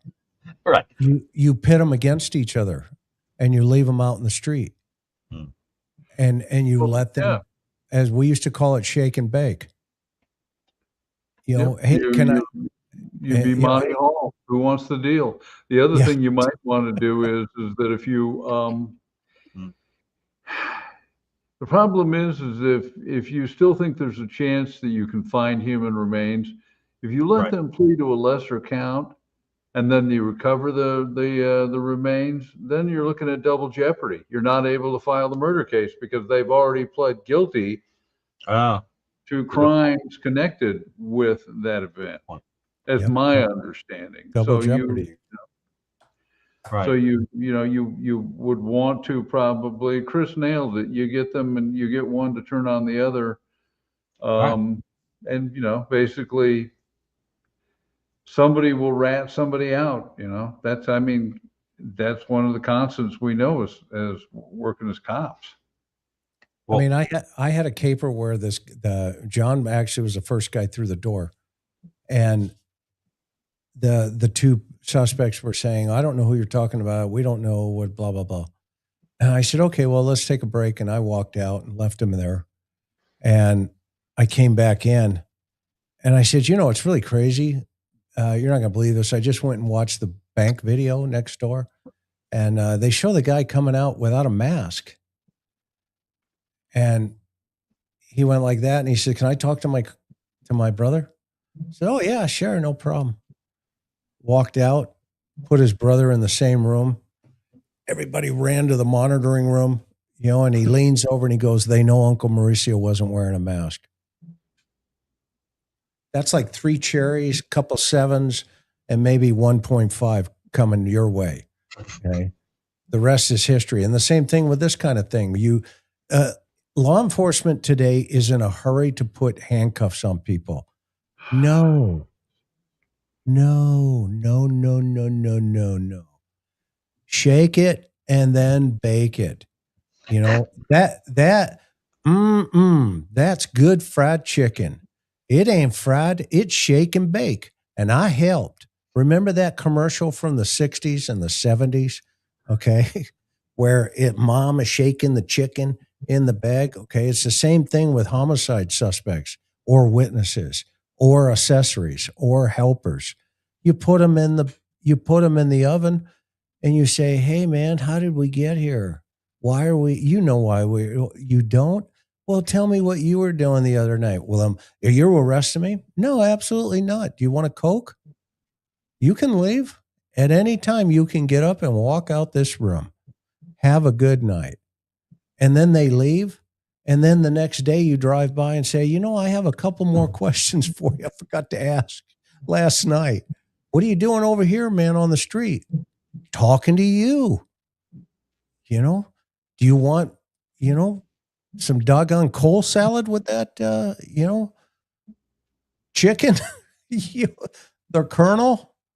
So that's how you do it. And guess what? That ain't happening. That's not happening. They're waiting for Santa Claus, as I said a long time ago. And that's how I got the nickname, Cantankerous Chris from somebody, I guess, from Parade Magazine. Well, I love it. That was from Make some merch. Parade Magazine called you that. That was the same one that made the comment about me. I think one thing that we want to pause and think about as we're talking about this is, there's a whole literature on mourning and grief.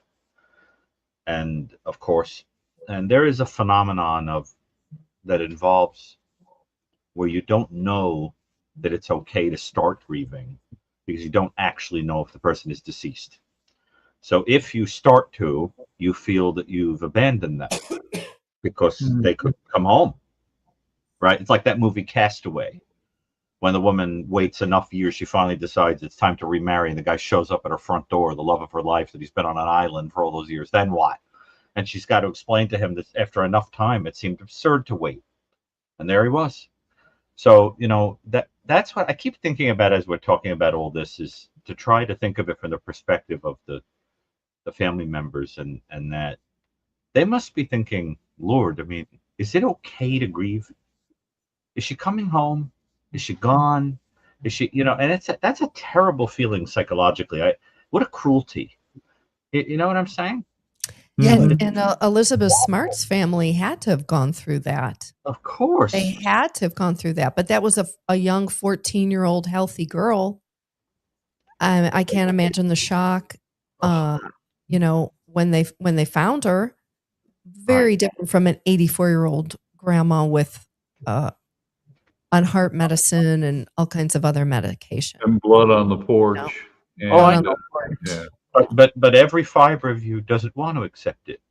Yeah. That's the whole thing. And you know, so it's like, just like you want proof of life, your brain also wants proof of death, so that it can move on. It function, whatever that means. You know, it's a very strange thing that people experience who have a missing family member. I know, I've treated them. It's that phenomenon of the minute I throw out their stuff, they could come home. You know, I mean, I've had people in front of me say that to me. I kept my husband's shoes at the side of the bed for, you know, and after enough years, you go like, you almost want to say to the patient, doesn't it seem like it's time? No, that could be the day. You know, so I just think there's something about this that it's just so awful for the family. You know, and you think about whoever did this not giving a damn, to not even give closure. You know, it's terrible. Well, if we look at the dynamics in totality, right, to your point, Gary, Awful. Yeah. I mean, everybody grieves differently. The family grieves, et cetera, et cetera. Yeah. But, you know, We've all known it. We've all known grief, Chris. Everything, Right. all that's on the screen. yes, but you would hope that when I last saw her, this is what she was doing. Yeah. This is what she was feeling. We had an amazing evening. Yep. We talked about the grandkids. We saw our futures together. It was an unbelievable evening. I cannot understand why anybody would do this to our mom, Nancy. I don't understand why this would be happening. I work with kids all day long. Who would hurt a child? Right. Who would hurt my mother? Mm-hmm. Am I missing something?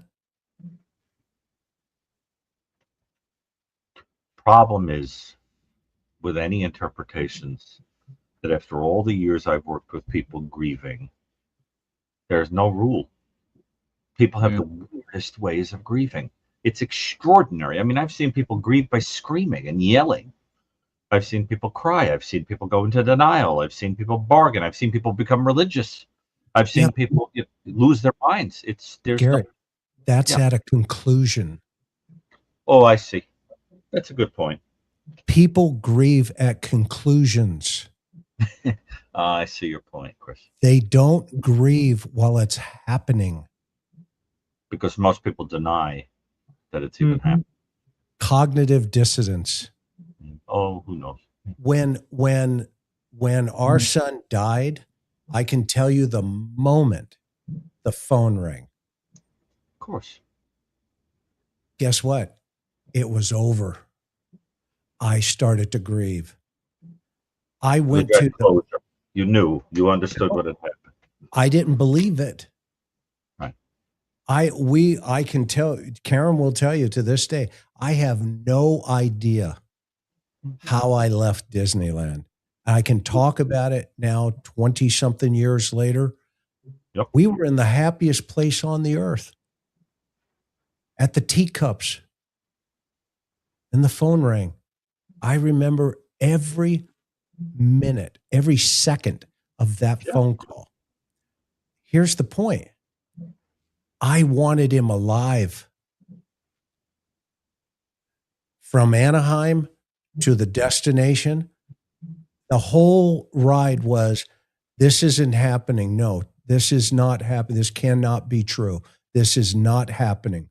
No way this is happening.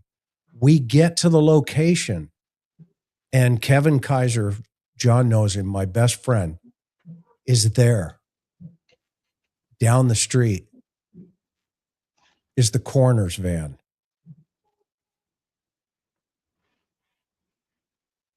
I was grieving that moment. In fact, I collapsed onto the street. Who can blame you?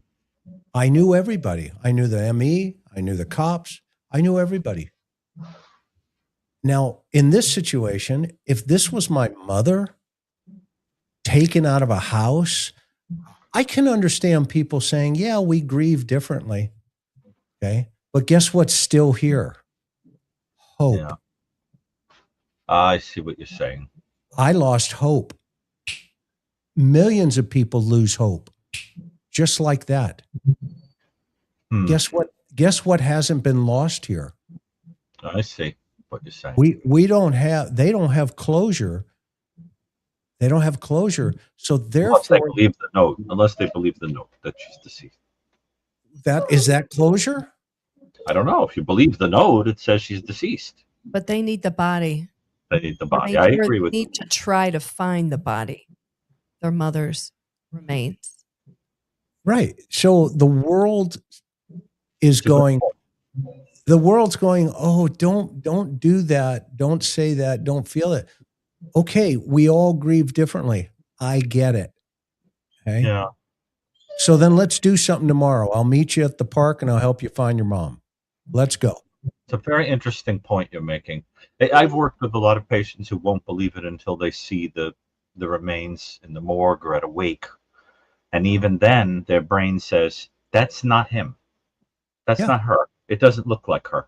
That's somebody else, or that's a mannequin. That's not them.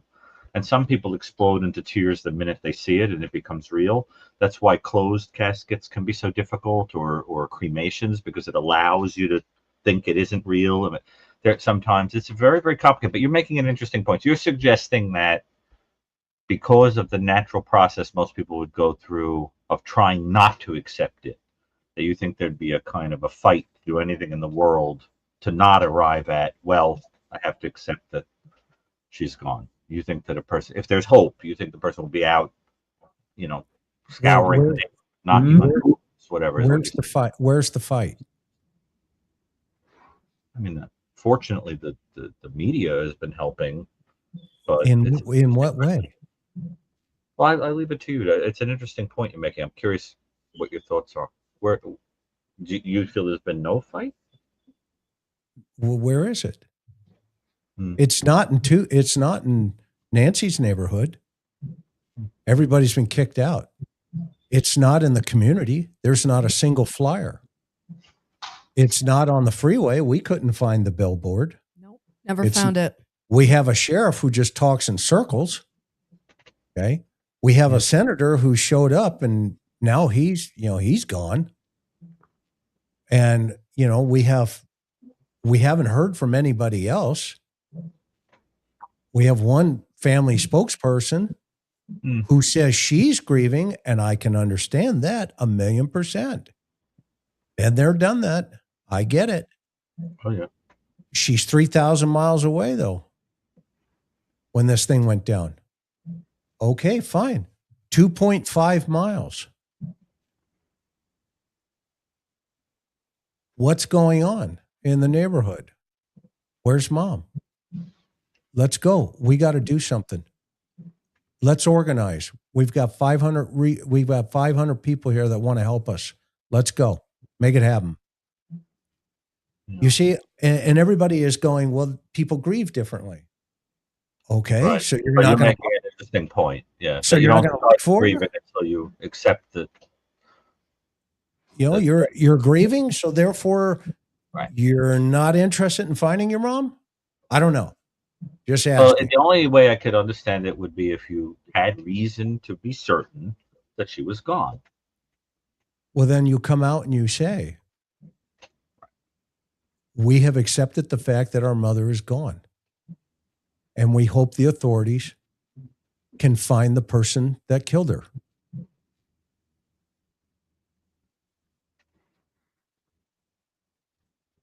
I've had hundreds of murder investigations where families go, thank you so much, detective. Thank you. Appreciate that. Yeah. John, same way. He's had families. We've seen the families, how they grieve. We've delivered those death notifications, at 3:00 in the morning. I put a kid in 47 bags one night. He got hit by an Amtrak train. I remember that story. Remember that one, Johnny? On I Broadway? remember that one, and I remember one a few years earlier. I had to Converted it deliver. into a 250-piece jigsaw puzzle. I had to deliver that. No concept. Yeah, imagine going to that mother and ringing the doorbell at 3:30 in the morning. Yeah. That's grief when you see it. That's people going crazy. And we've seen even gangbanger families collapse in the street. Yeah. Well, the mother of Denise Naslin, one of the two young women taken from Lake Sam and by Ted Bundy, who was tormented, I think, to the time of her death, not understanding what happened to her daughter. Right. Used to write to Ted Bundy endlessly to try to get him to give her closure. She wanted to know what happened, the last things that went through her mind, or how scared she was, whatever. And she wouldn't move or get rid of her daughter's car. Kept it in front of the house till the day she died. From the time of the abduction, with that same, who knows where she is, maybe she'll come. And in many ways, she's emblematic of the way I have found most people who lose a family member to murder or some other crime to function, because there's this desire to, and I think you saw this a lot with the Gonzalezes about their daughter Christy, is you're angry, you're upset that you weren't there to beat the crap out of the person that hurt your loved one, and you want to fight. And I've seen that. I have certainly seen that. Is that what you're talking about, Chris? That you don't want to take it, you don't want to accept it. You go out and you fight and fight again to keep hope alive and to. Well, it's the spirit. It's the spirit of hope. It's this idea that says, and I'm not talking about sitting with you as a psychologist and going through the stages of grief. Okay, I'm talking about the initial impact of when these things happen. Okay, they come to you guys, like after the fact. We're the first ones that get the phone call, 911, what's the emergency? And you show up and you actually see how people grieve and handle scenarios. Okay. You actually get to feel it, smell it, sense it, realize it. And you're right. Some people just sit back as cold as ice, and you go, you know what? That guy DLR doesn't look right. And next thing you know it, as you're going through the witness list, you run across Home Fries and you sit down with him and you say, hey, homie, what's up? He says, well, I know who did this, Holmes. Are you going to tell me? No. Okay, thank you very much. That's a different kind of person than somebody who walks down a driveway with a card and puts it at the mailbox at a memorial so the world can see it, and then that card disappears. That's a much different scenario. And nobody says anything about it. It's like, where's the card? I asked it. I made a video about it. Where's the card? What was the purpose of the card? Who took it? Is it sitting in the neighbor's house? Is it back up on the bookshelf? And then if that's the case, then why'd you come down the driveway with it? What was the purpose of it? That's not grief. That's theatrics.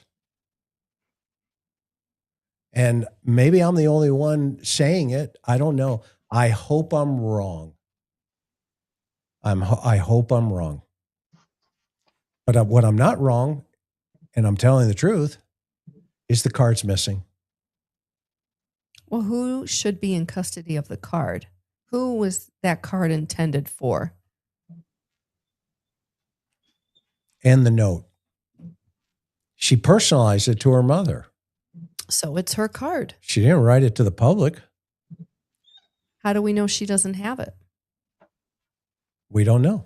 Yeah, great point.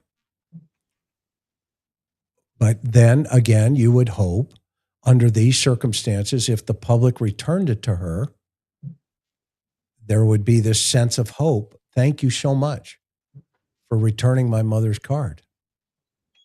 I appreciate it.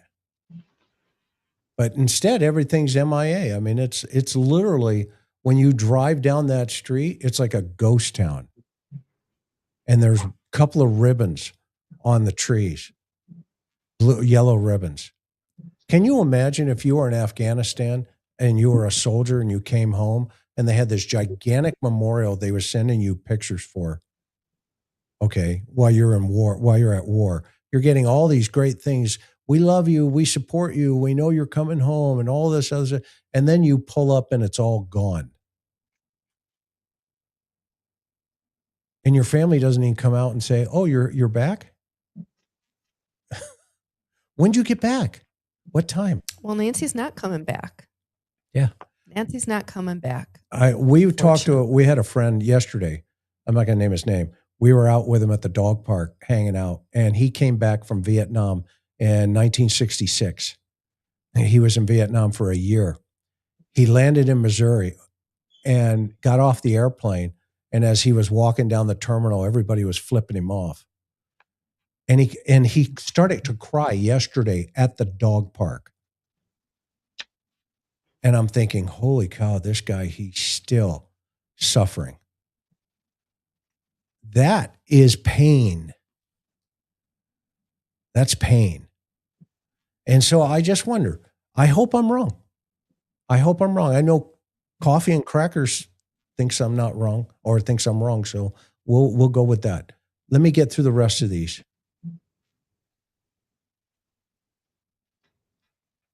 Don't forget timing. Agreed. Yep.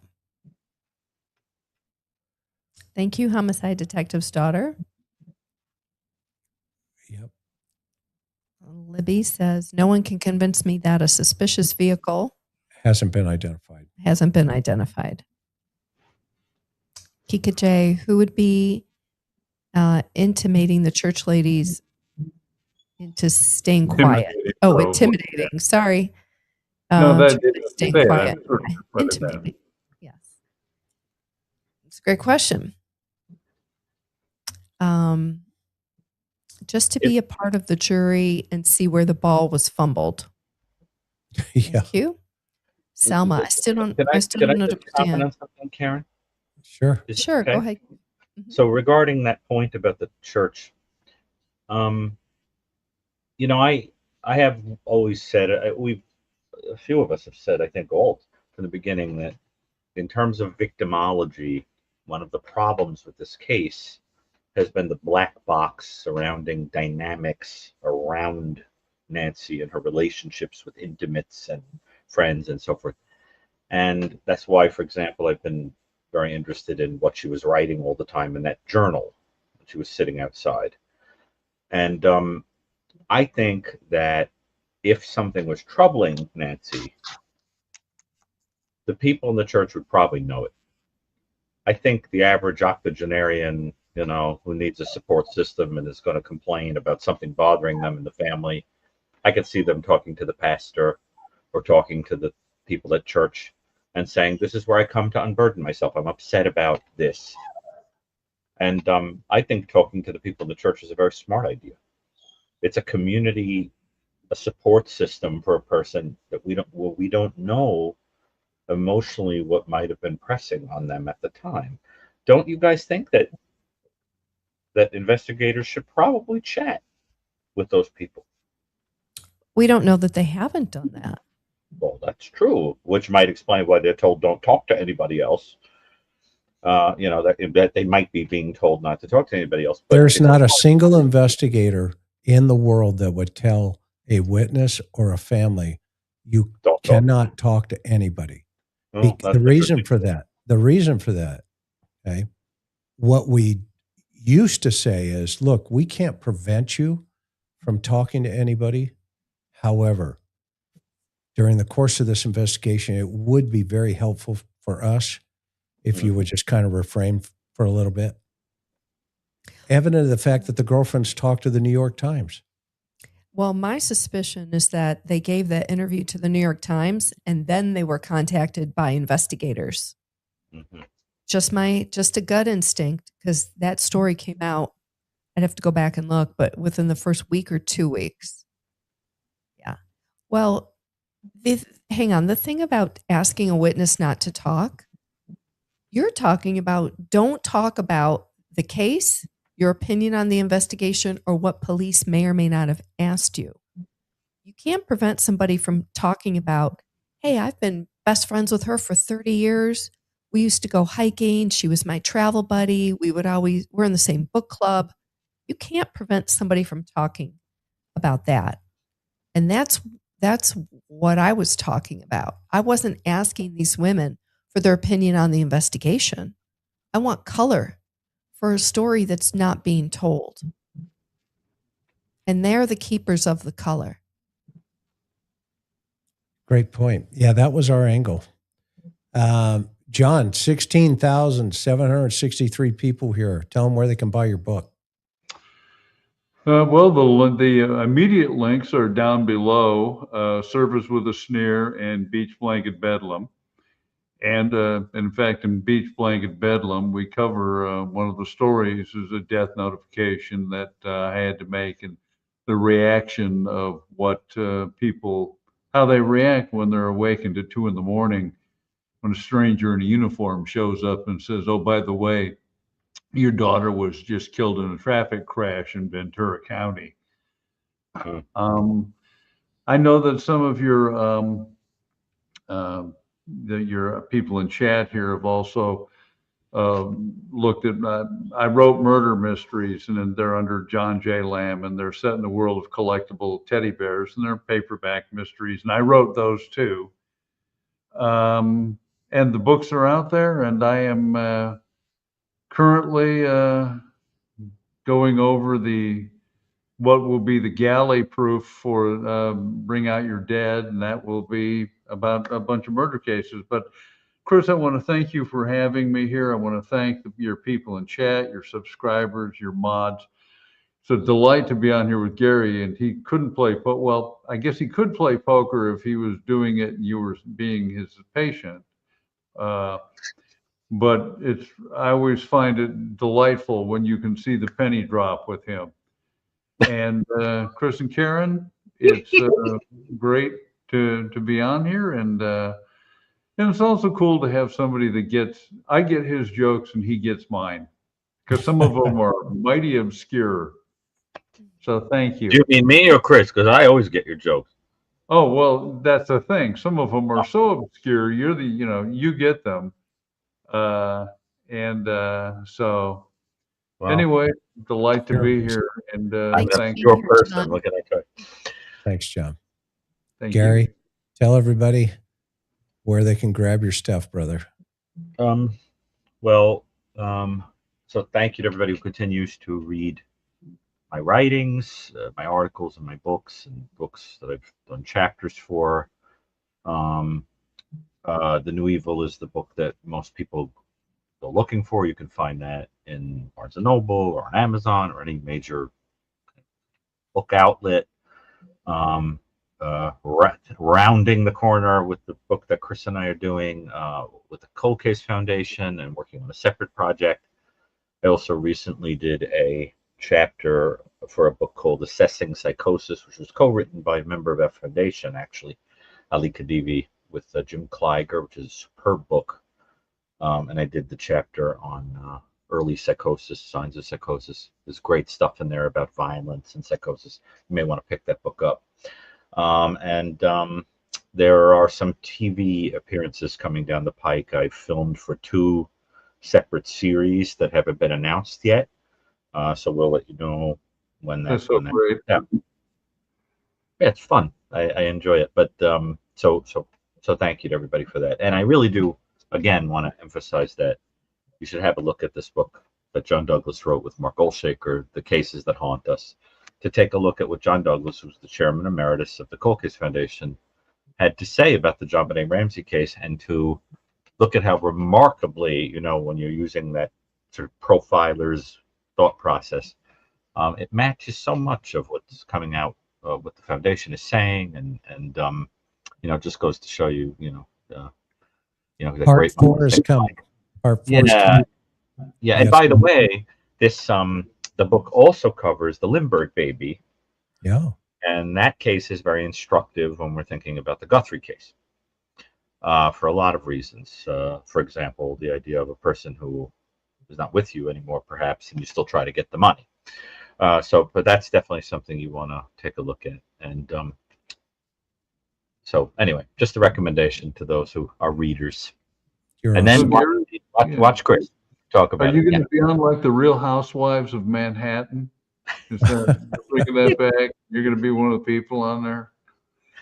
No, I hope not. But I want you to know I was in the city about 10 days ago, and a woman, she was a character. I loved her. She walked up to me. I was in the getting food, and I heard, "Yo, are you that profiler from the interview room?"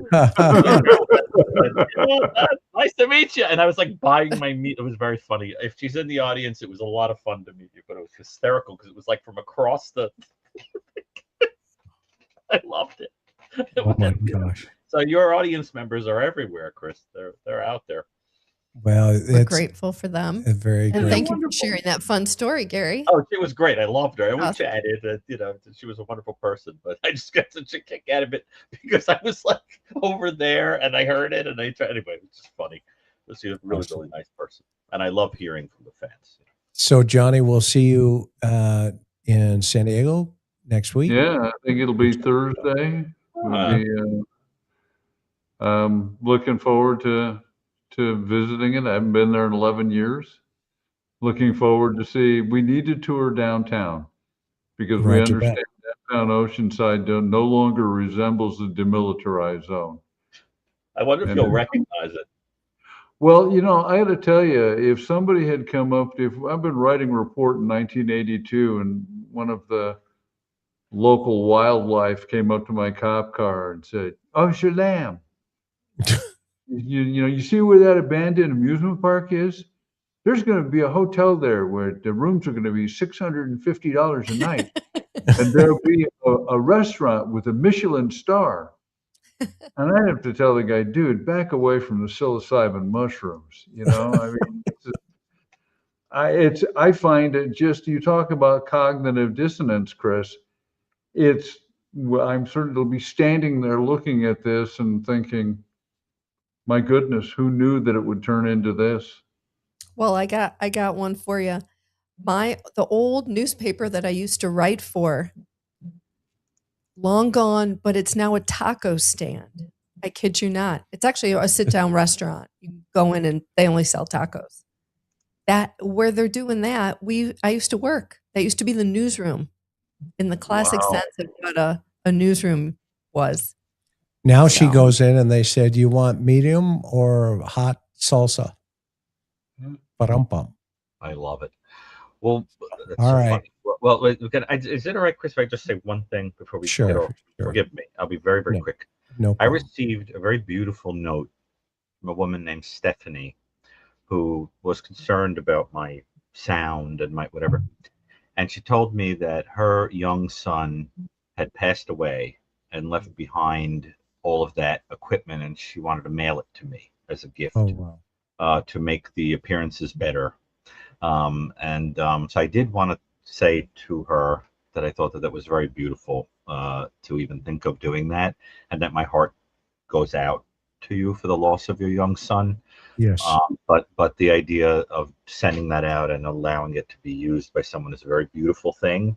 And so somebody watching me here sent me the note to say this. I did want to just say thank you for that. And that's one of the wonderful viewers. So very sweet. Wonderful thought. I think so.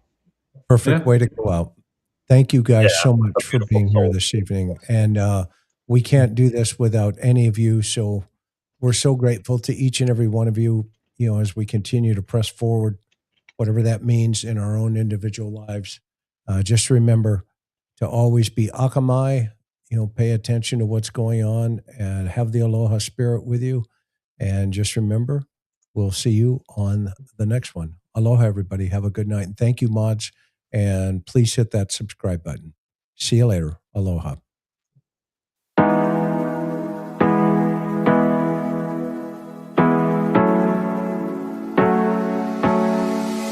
Hard working every day, I'm stressed out 24/7, babe. No timeouts, wish we could fly away.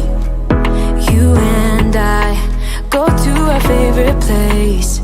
Oh yeah, make special memories together. I'll be your company now and forever. I say we fly away, you and me, go to our favorite place. Feeling the sun on my face in Hawaii. With you, Hawaii.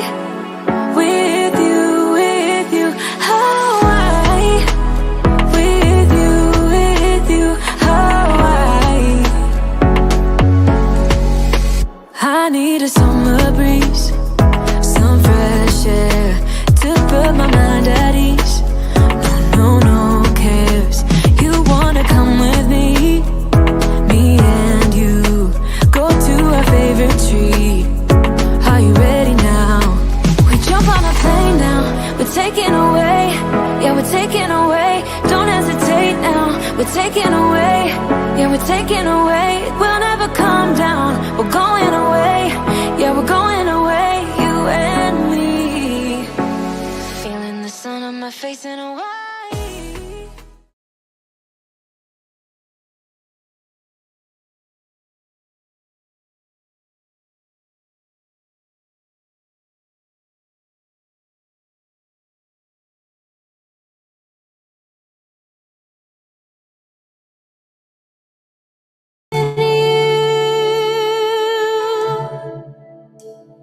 Jesus,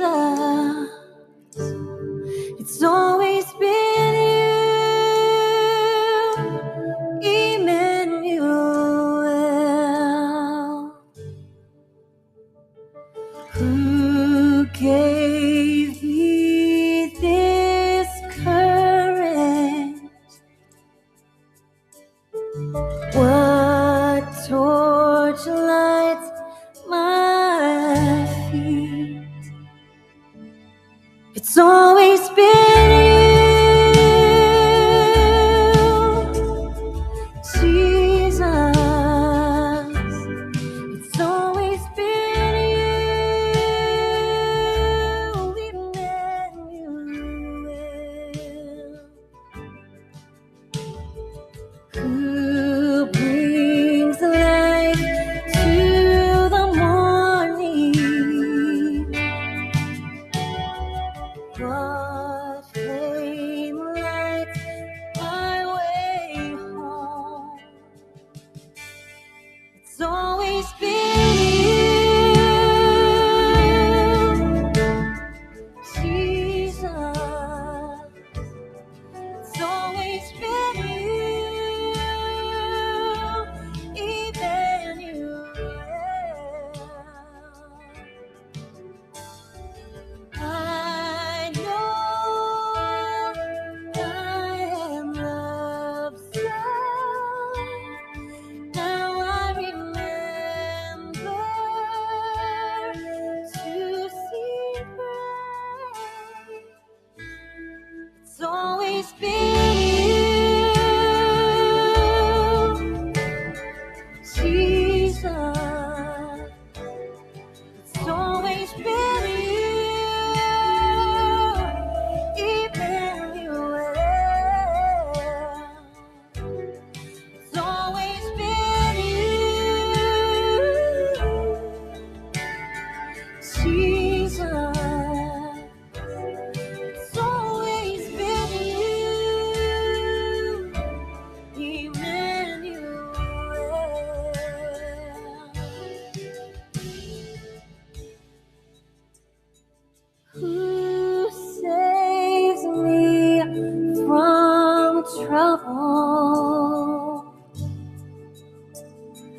Ooh.